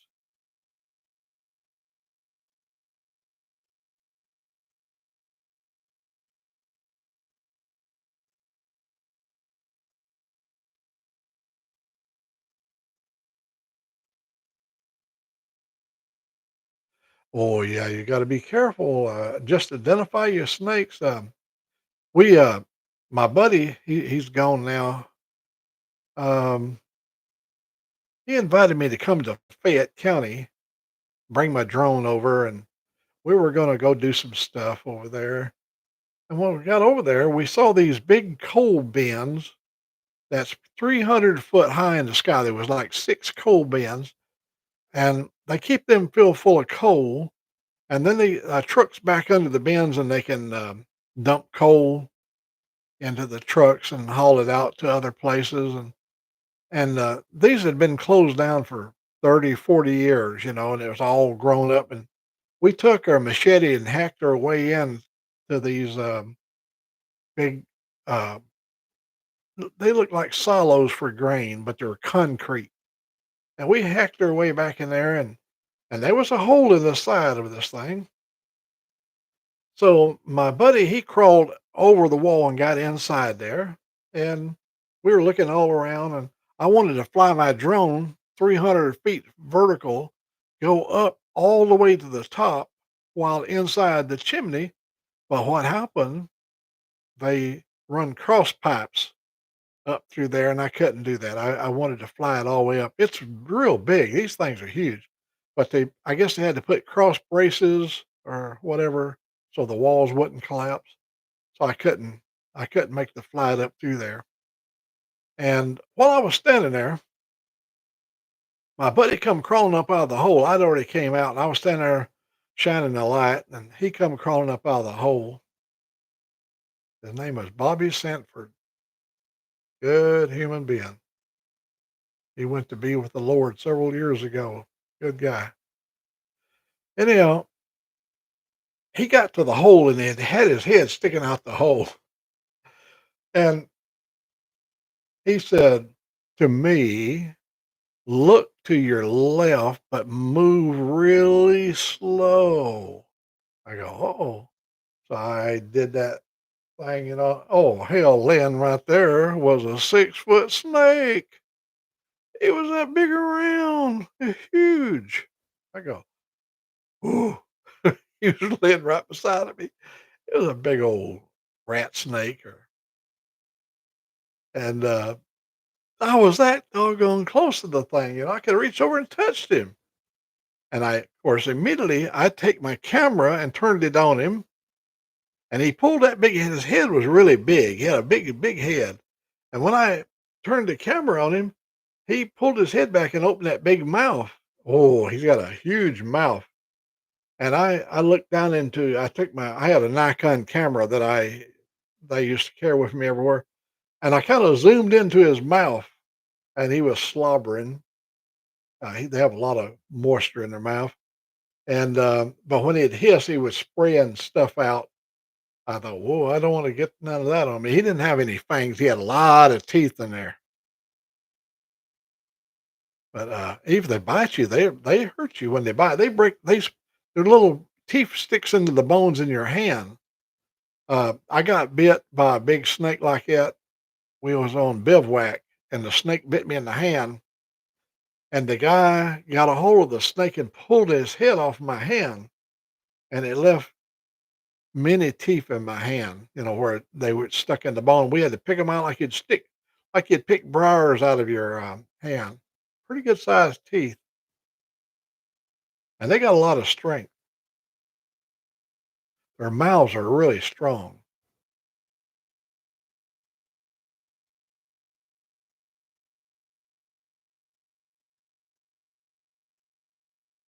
Oh yeah, we got a lot of rattlesnakes here.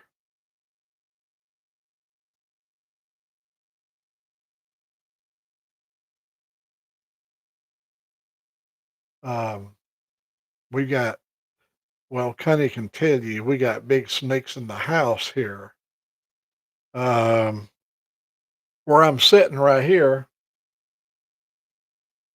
my dog was down looking under the cabinet. There's a 2-drawer cabinet here at the desk, and he was down there, and he had his little hand reaching there, and I thought he was trying to get maybe his dog cookie or something under there, but he had his bristle up like he was growling.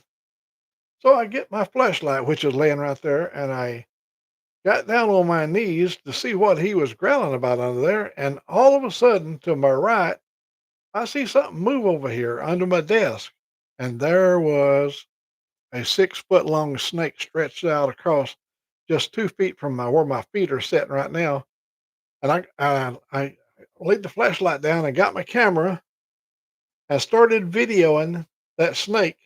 So what I done is I went over there, or right over there where it says N4DIR on the door. I opened that door and locked it, where it stay open. And I herded that snake out that door. Uh, yeah, just it took a little while for it to crawl out. You can't rush them, but he crawled out there. But Angelique came in here and she said, "We got a situation in the kitchen." And so we go in there, and there is a 6-foot chicken snake laying across the back of the stove. He was big as my arm, and his head was over by the china closet. And when I got up close to him, he pulled his head back, and he was watching me pretty good. And we have these big leather gloves. We call them gauntlets. That Angelique wears them when we ride in the winter. When you go to grab them, they'll bite into that, and then you can grab them by the neck. And yeah, you don't want to hurt them because they eat rats. And anyhow, my buddy Joe showed up when she was going to get the gloves. My buddy Joe came in and he said, "Oh," and he put the gloves on. He reached over and grabbed it, and it bit into his hand, and you could hear it. He was grinding his teeth into that leather, and finally he let go and he relaxed in, the snake relaxed. He took him out here maybe 3 or 400 feet, 500 feet to the north and, set him loose over in the pasture.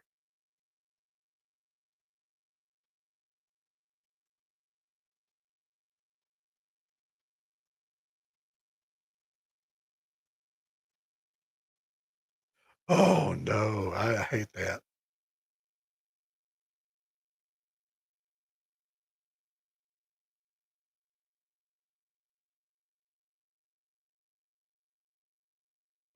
Yeah, you can bet they are.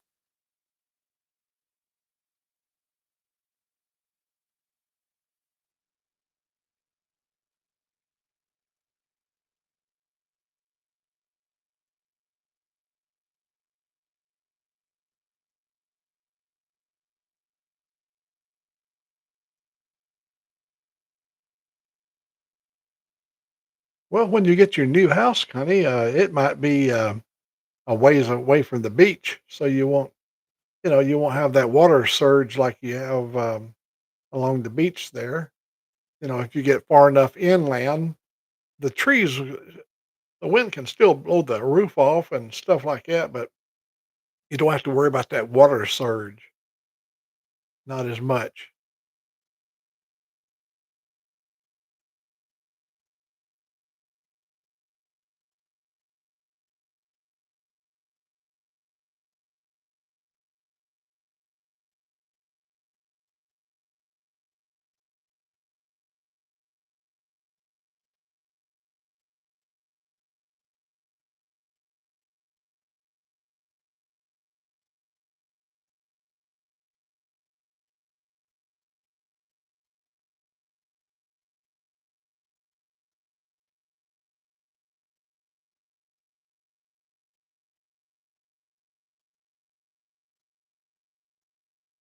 Yeah, the lightning's starting to pick up a little bit. It's long. The thunder is quite a ways away, so it's just low, low thunder.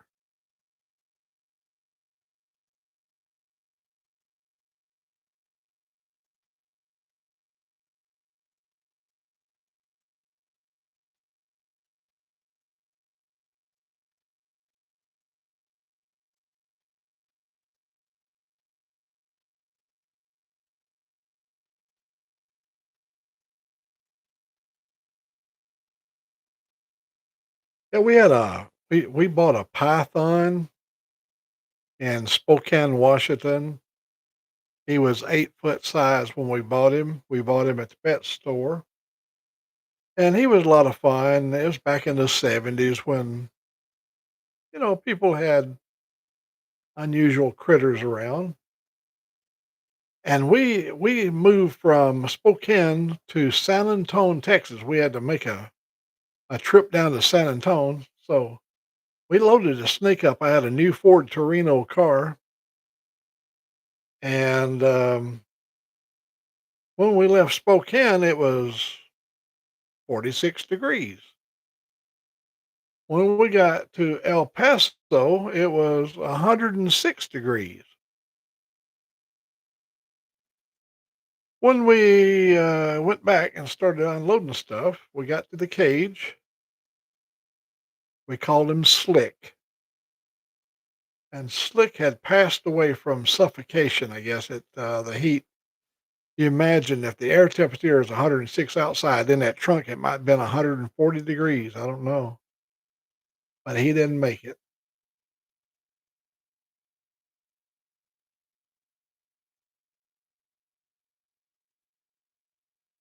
Yeah, lightning is nothing you want to play around with.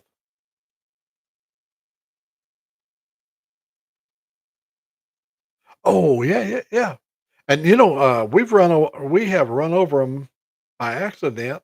And when I've got wide tires on, I got an F-150 Lariat. It's got the pretty wide tires on it. I mean, not super big one, but oh, they got a pretty good footprint. When you hit a snake on the road, them suckers will pop. I guess it's their lungs or whatever's got air in them, and yeah, you hear it pop. Not only you feel the thump, but you hear that pop.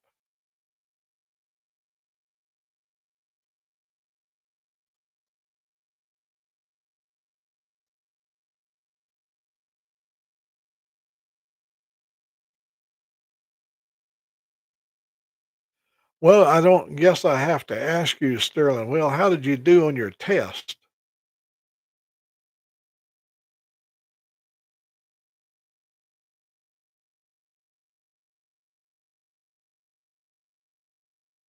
Oh, yeah. I'm with you. I don't intentionally try to kill nothing.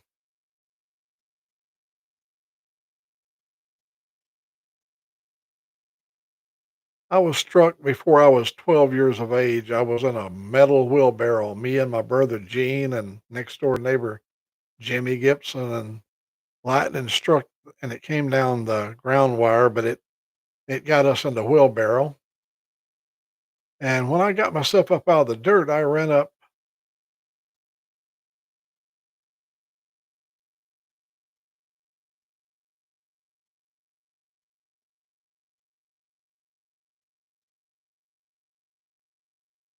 Shame on you. Shame on you.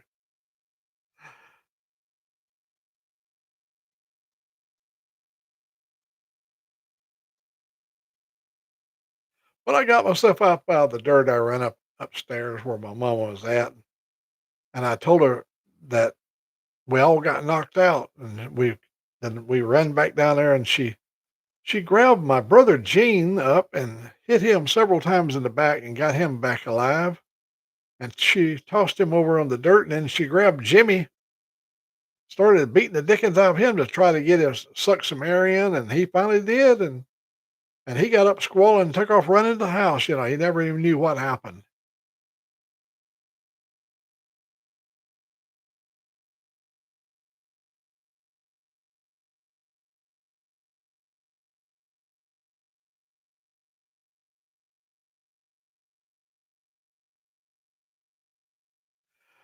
Um, I'm waiting for the storm. I figured the storm would be already knocked me out. I think I'm going to go for 8 more minutes. Um, that'll give you all time to say your goodbyes to one another. Reason being is I drank the beer just before sitting down here, and even though I can hold it for 6 hours normally. Um, somehow beer tends to work its way through your system.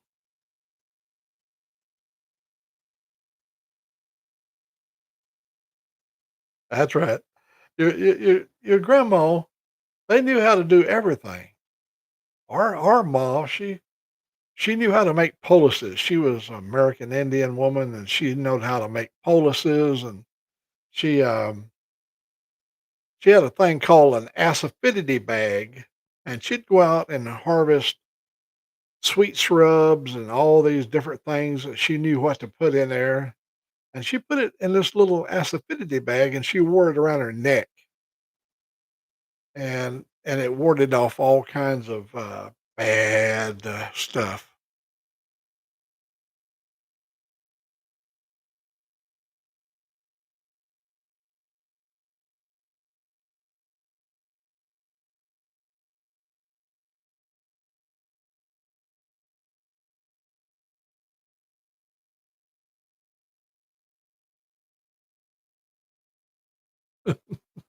Yeah, we have to go make a deposit.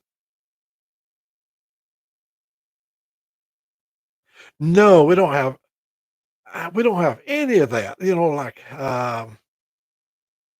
no, we don't have any we do have a little first aid kit, but it doesn't have any smelling salts in it, um, and I'm you know, at my age, you know, I might just croak out any minute. It might be handy to have some of that on hand. Now, Angelique's already been given instructions on what to do to give me CPR when that time comes. She's instructed to go in there beside the toilet, and right there beside the toilet, there's a little plunger that's got that bell-shaped little thing, and she's to put it over my lips and just and put her foot on my chest. She got to get coordinated. You know, you push here, and then when your hands comes back up, then you push with your foot in and out, in and out. That's how she's going to revive me. then I told her, I said, "I know what you're gonna do." I said, "When that time comes, because that sounds like a lot of work having to go in there and get that toilet plunger and doing all that pumping and stuff." I said, "As soon as you see me start turning a little bit pale or blue looking, I'm laying down on the floor, go break out to Sears and some shopping. Baby, we got some money now."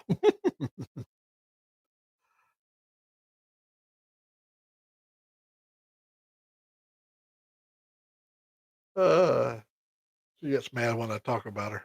She's gone. I can say anything I want to. That little dog is laying there completely. Eh, I don't know if I'd be able to pick up the camera. Let me see. I'm going to try to do it. I love my dogs. Y'all bear with me now. This might get shaky.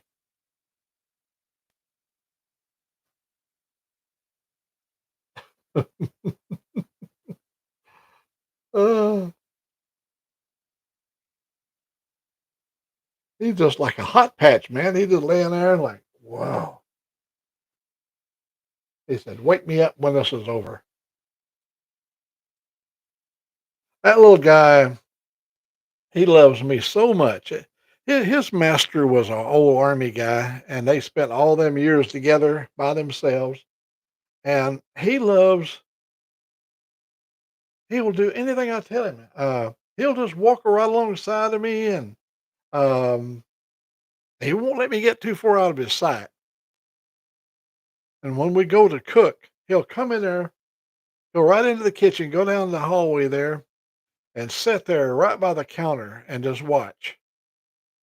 And every once in a while, he knows I'm going to sneak him a little tidbit of ham or a little chunk of this or a little chunk of that. Kind of you ought to watch my little short I got on there today. I put a short on. You go to my page, Old Mac, and go to short, and you'll see the short that I made of Theo, and I even wrote a song for Theo and for Colton, and wrote a song just for them two. And I referred to Colton and Theo as being Cisco Kid and Poncho. Now, kind of you're old enough to remember Cisco Kid and Poncho. I don't know if Thomas Bailey would, or whether not even Sterling will, but and there's Angel Face. Well, God bless you. Poncho was the heavy set one. See, Theo is Poncho. He's a little fatty.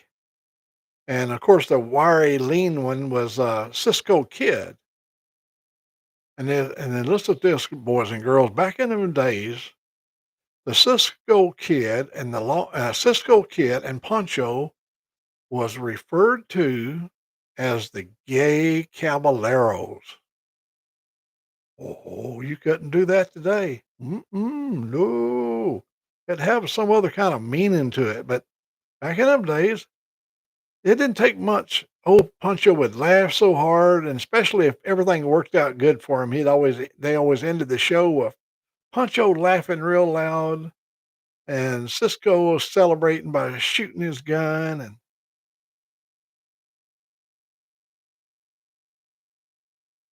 if you want to compose a note or whatever, Angel Face, just send it to me in my email. My email is posted up there. Some ideas what you want.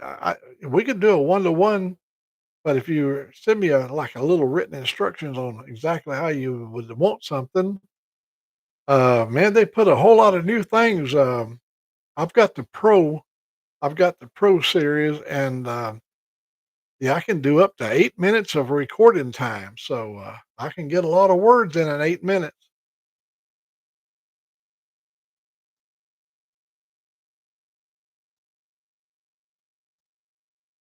Oh, Motorbomb, you're gonna go to bed on us? You're heading on out of here, dreaming of cans of spam. Oh, you sold the moped. Oh, you're talking about the motor bomb.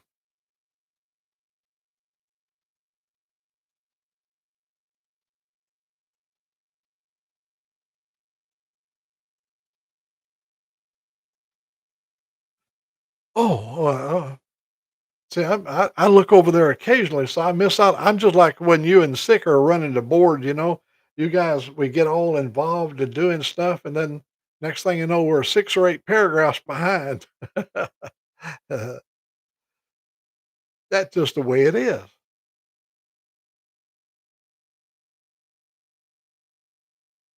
Well, when you see her, tell her hello for old Mac.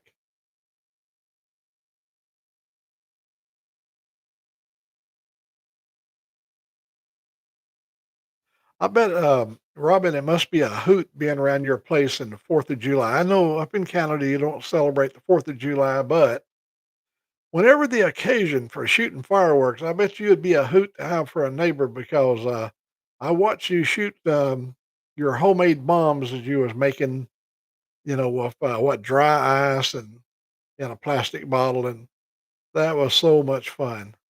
We did all that kind of stuff when we was kids, and it really loved it.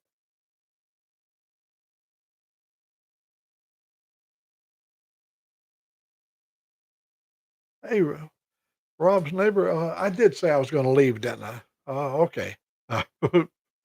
um, reason being is I just don't want the thing to go off on me in mid sentence. And with the storm it's coming, I just talked to my brother this morning. I texted him, and he's been having one storm after another. He lives just north of Little Rock, and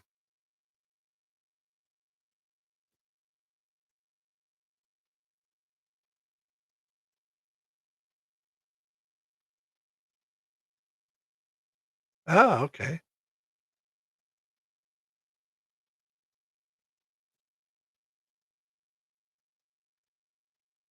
We use carbide motor bomb. We'd take a Clever Girl baking powder can that was usually pretty big. See, back in a long time ago, everybody had to bake cornbread and bake biscuits, and so every household had a large Clever Girl was the name brand, and it's still popular today. And you take, you know, it's got a push-in lid. It snaps into place. What you do is you take a few grains of carbide and you throw it. And what happened? You take the can and on the bottom down there, you poke a little hole with a nail, drive a nail just about the diameter of a nail hole, and on that one end. You put some carbide in there, spit in there on the carbide, and you close the lid up, and you lay it, and you kind of tip the one end up, and then after you let it kind of build up a little bit, sometimes you can see a little fumes coming out of the hole in the back. Just touch it with a match or a straw. You light some straw and stick the straw over it. Boy, I mean, it's that lid comes off there and goes way off out across the pasture, and we'd shoot it till we'd absolutely wear the can out. As long as that lid would stay by pressing it in, you could keep shooting. But once it would bow the lid up where it wouldn't fit anymore, you have to get another can.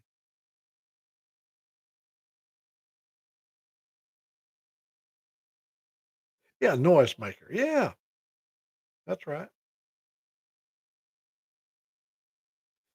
Well, Angel Face, if you want to kind of run it by me, I've got a good memory, and I probably could write some notes because I do have a pen right here. Um, I could kind of give me an idea what you'd want,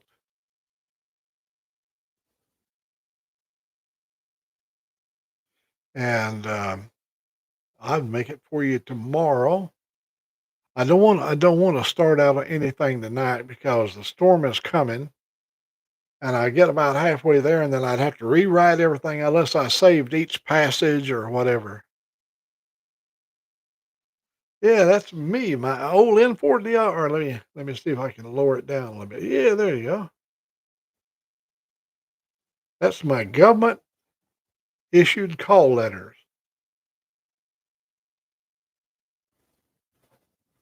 November 4 Delta Romeo Romeo.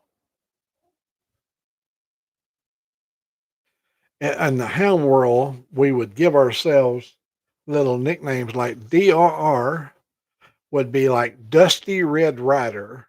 They go, "Hey, Dusty Red Rider," we'd say things like that. Under the law, every 10 minutes, I had to actually use N4 DRR. I couldn't use a derivative of it. I have to make a true identification. But in between times, we could refer to ourselves as whatever.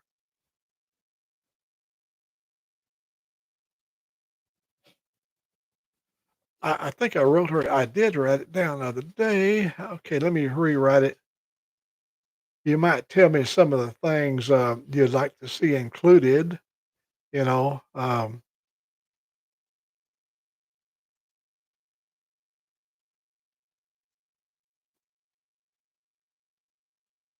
what you'd like included in it.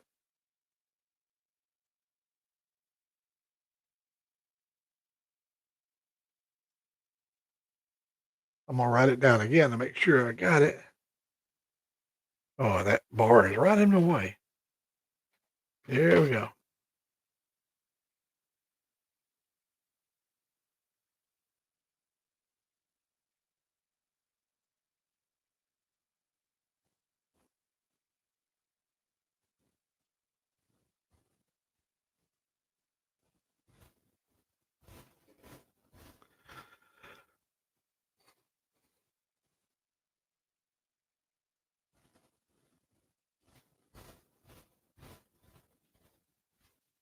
Okay, I'll. Oh, there's her. He gave me a Motorbaum gave me a link to it, and I'll look it. I'll look the link up, and I can get information. I got you. You want it a more intuitive. In other words, not a short abbreviated form.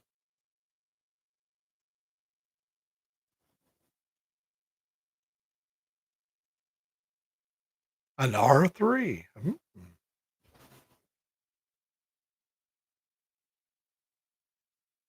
I love the Filipino people. So she's got that good going for her. We've got family members, Filipino family members, daughter-in-law, good cooks, finger food, lumpia. Ooh, I could eat my weight in lumpia.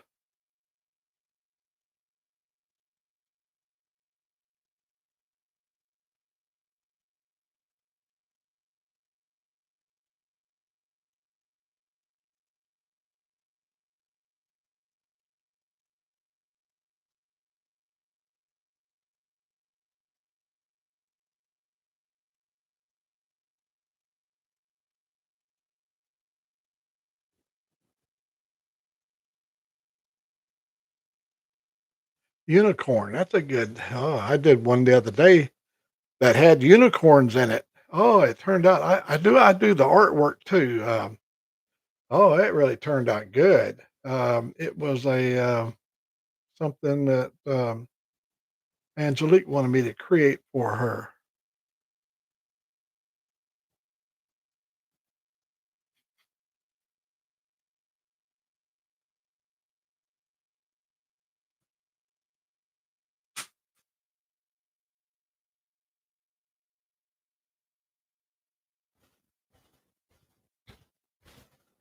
You taking the babies out, Danny?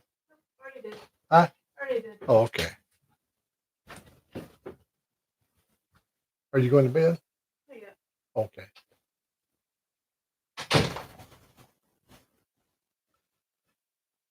I will take a look at. Oh, I'm starting to deteriorate. My picture. I just seen the picture. It wanted to. Yeah, it's starting to. I figured I'd be off the air by now. Um,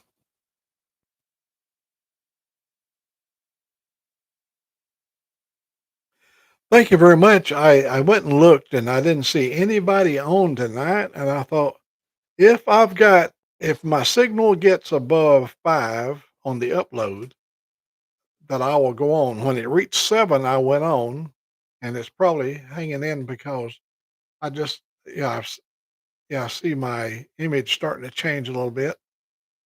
So we may be at the end of the string. Well, the storm really affects the signal. I'm 7 miles away from the nearest tower, so the nearest T-Mobile tower.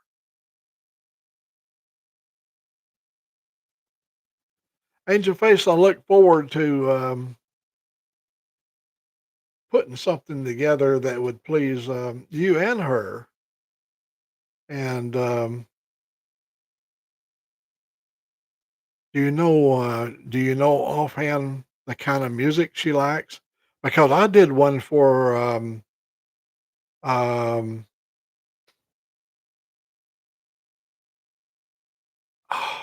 guy with the chickens, Deidre. I did one for him, and I used the music of Indonesia, that the type of music that would be highly recognized in Indonesia, and he loved it. And the people in the Philippines, they are like copycats. They can do anything.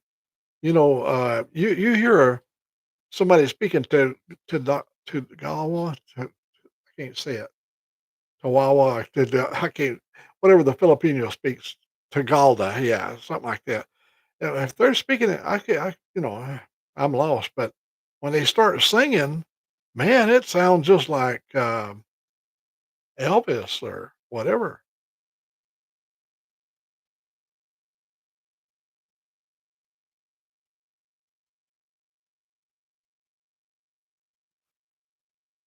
Did you like the song I did for my sister? I believe you said it. Somebody said it sounded dreamy, and I use a format called Dreamscape, and it sets the melodious tones. And I learned how to stretch out words, like by stretching out words by using the right phrasing of the word, you can stretch them out, and then it allows the AI to know how to extend out on a note or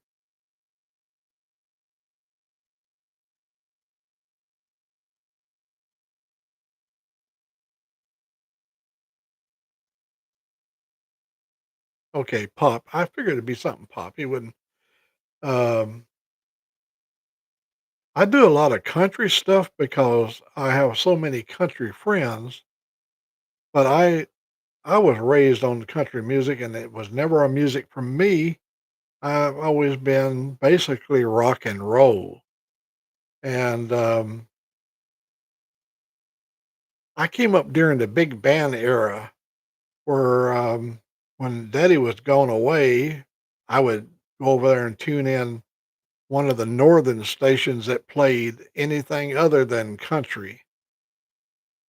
And then country went through a change where they wasn't whining all the time about being in prison or whining about she ran off with another man or all that kind of stuff.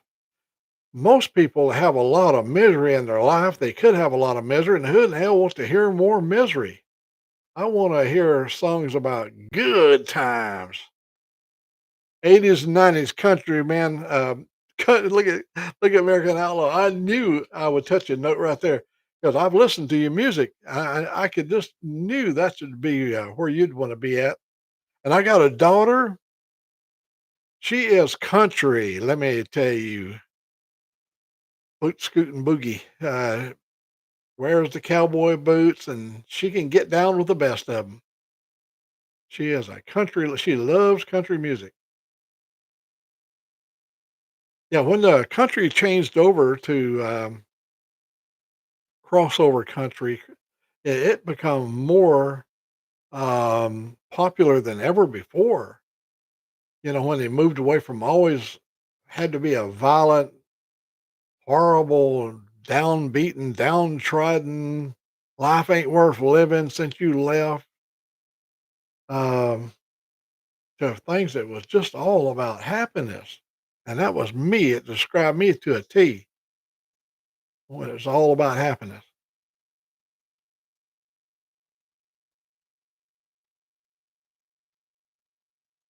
Yeah, I got a big collection. Joe, my buddy, he's got a terabyte and a half of music, terabyte, and he brings it over every once in a while, and I will copy off some of the big band sounds from the 40s because old people kind of like to go back and capture that moment when Von Monroe and his big band, or Tommy and Jimmy Dorsey with the big band. You had those beautiful. You had beautiful Lawrence Welk. Yeah, I mean they. It was champagne music. Pleasant. It wasn't about hate and killing and anger. It was pleasant music, and so we had the opportunity to listen to when big band music was popular, and it sort of waned away in 1953 when rock and roll come to stay forever. When Elvis Presley shook his hips on the Ed Sullivan Show, we never went back.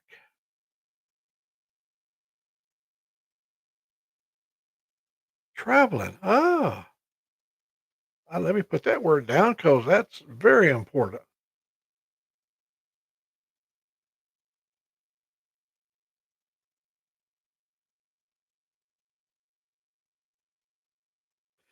Yeah, there's a time and place for everything. Yeah, ballroom type dancing.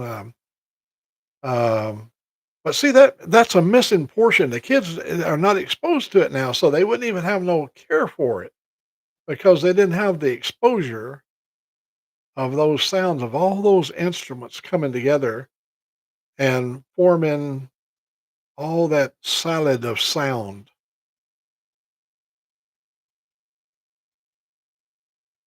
Oh yeah, men hate him. Guys hate. I hope he gets killed when he goes to Germany.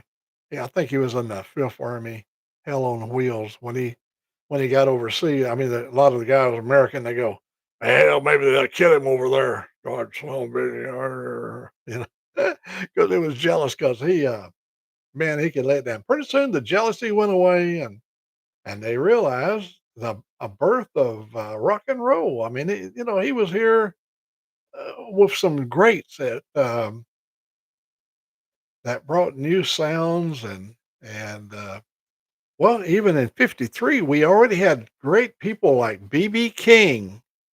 Um, BB King, he was just like we are today. We name almost everything. My guns used to all have names. My cars all have names. My motorcycle, her name is Miss Piggy. She got a pig out on the front fender. And BB King, he had his guitar named as well. Let me see. Let me guess who would be able to tell me what BB King's the name of BB King's guitar.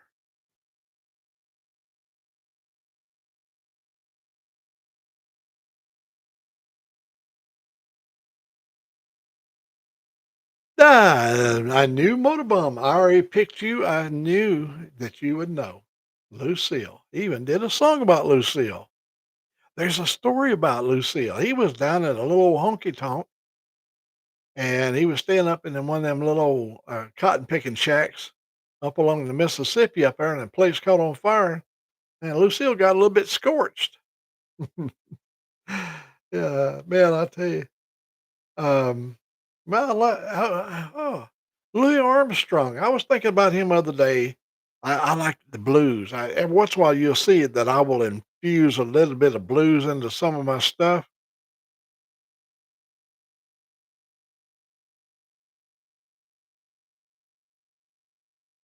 Yeah, that's cool. You know about Elvis. I just remember when I got to Fort Jackson, the Third Army was coming home from overseas. They was bringing the Third Army back, and they put us in tents. We bivouacked out there at Tank Hill at Fort Jackson, South Carolina. That's where we were stationed. We were in tents, man. We spent all that time at Fort Jackson in a tent.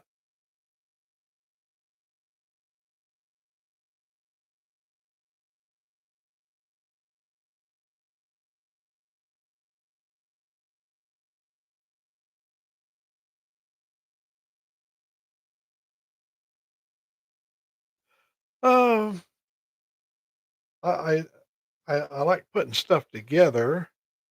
To me, um, I like to be able to take an expression that is inside of my head and go onto the keyboard, and now I can put those words down and I can instruct the AI people, the people that's going to put this together in a form of music, how I want them to sing it, what kind of bravado or what kind of soul. Um, and all this would be coming out of my mind that I would be able to print an image, a picture from my mind onto the screen, and then bring it forward into music. It's just a fun thing to do. I remember I said one time on the coffee show, I'd advise any 75-year-old man or woman that, regardless of your computer skills, get a program, an AI program like Suno or something like that, and go inside of your mind, especially with the pictures with that Chat GPT program. Go into your mind because in 1940 there was not a lot of cameras around. Your average family didn't own a camera in 1940s. There was people that did have cameras, but they was on the wealthier side. Or the photographer would come to your community and take pictures of your family, and 5 or 6 weeks later, you'd get pictures in the mail of your family that you paid for. But, since they didn't have pictures, you can go onto the computer and think it out and lay out the picture, and if you didn't like what you saw when you got through, you go, "No, I want an oak tree by the creek. I want a railroad bridge. I want," and you spell it out, and then you don't like that change, you just keep modifying it until inside your head, the picture that you envision is now on your screen. Then you go in and take all those thoughts and put them in the form of a song that would describe the picture that you're looking at. And it's healthy. It's healthy for the mind, and you'd be quite pleased with the results once you looked at what you just created with the help of artificial intelligence.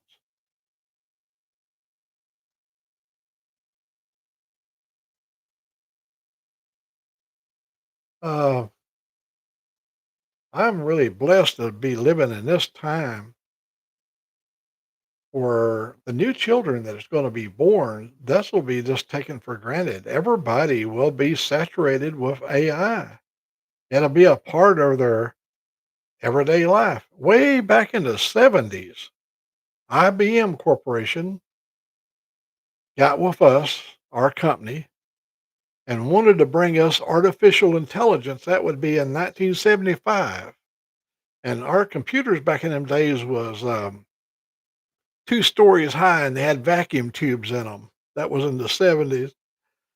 The computer we had was called the Cray, and it was monstrous. It was in 400 and something gallons of liquid nitrogen. The processor lived in a liquid nitrogen environment, and they wanted to for us to create our. They wanted our programmers to create language, um, artificial intelligence, and what they did is the reason they wanted the Boeing company to do this is every airplane when they begin to develop sensors when the plane is too low, um, warning terrain. It doesn't like sound like a computer.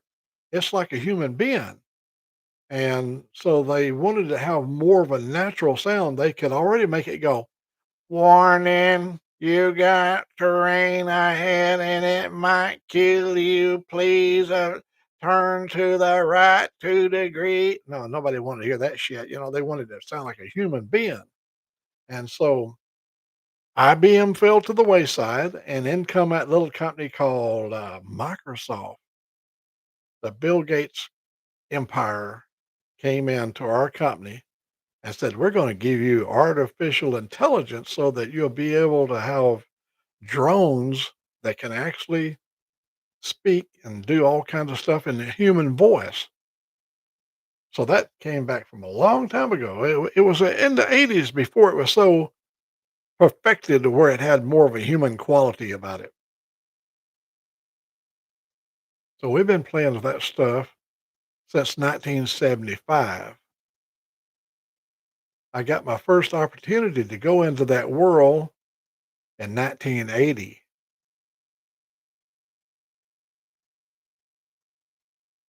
Yeah, we got bad weather on the horizon. It's going to be bad tomorrow. Well, it's 90 something percent chance of, let me see what it is now. Oh,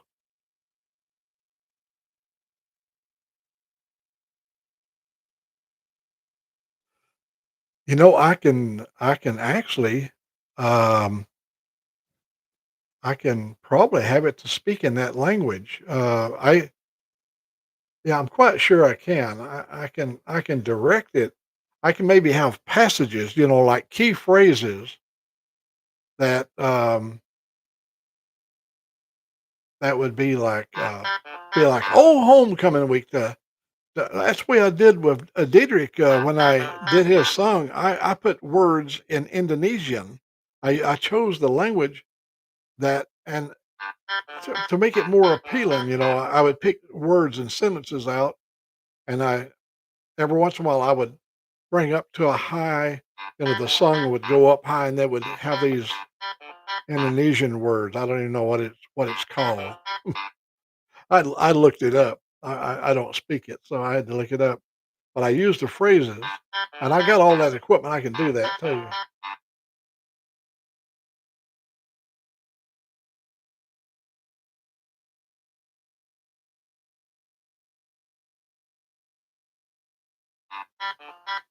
Oh man, all kinds of stuff coming in. Oh, let me see. Let me get over. Well,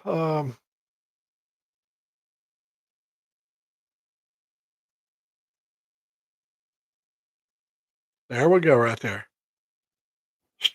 Storms possible tonight. We know we can see them on the radar, but tomorrow is going to be awesome. It's going to be terrible. 98% chance of severe storms.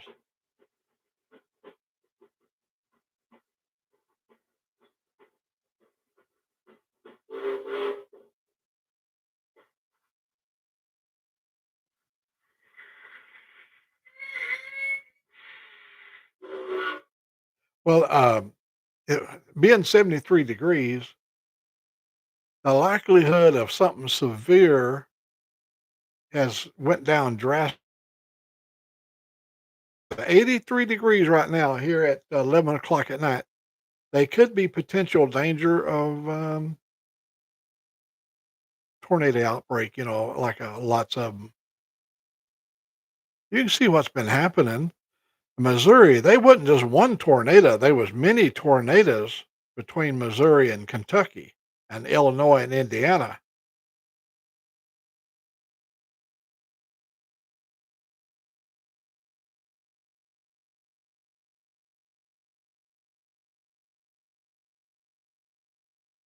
I believe you remember there was a song sung by Patty Page. Que sera, sera, sera. You remember that song?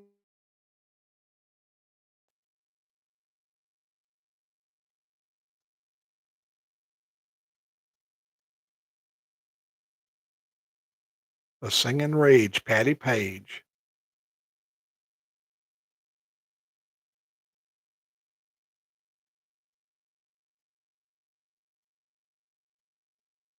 Say, yeah, she would. That was Que sera, sera, que sera.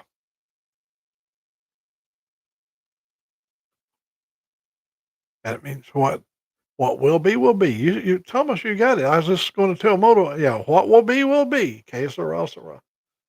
That's what it is with me over there. Old Mac goes over there and gets into bed.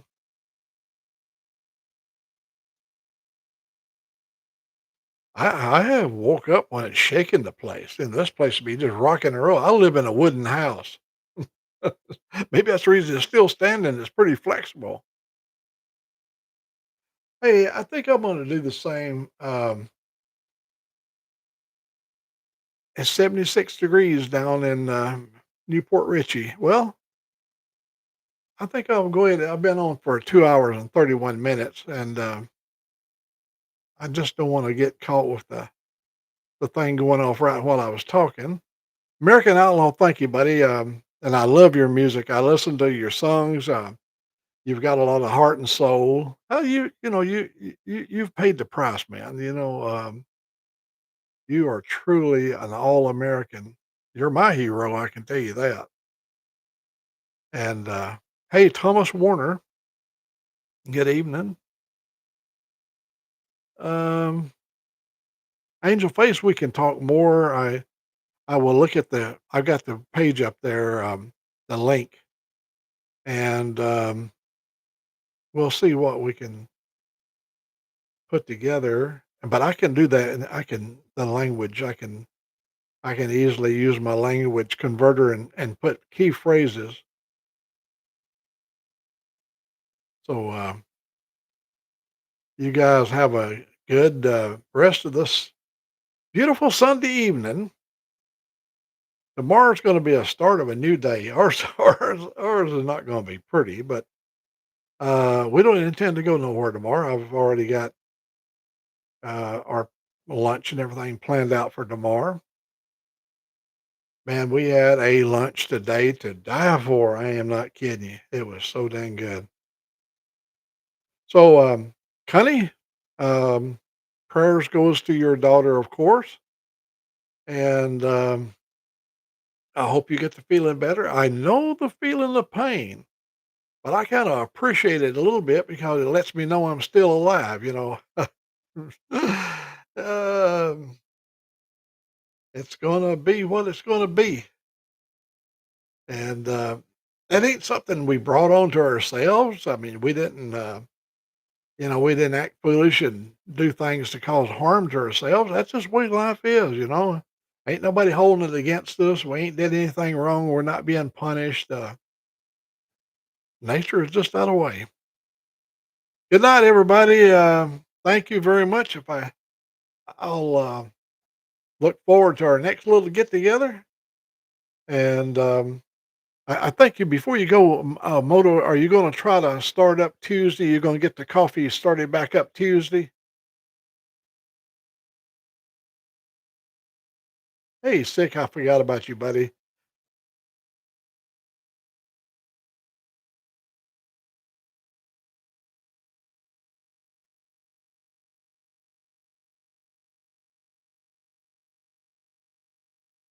Well, you might have already checked out. Sick Thomas Bailey, and God bless each and every one of you. And remember, God loves you. So do I.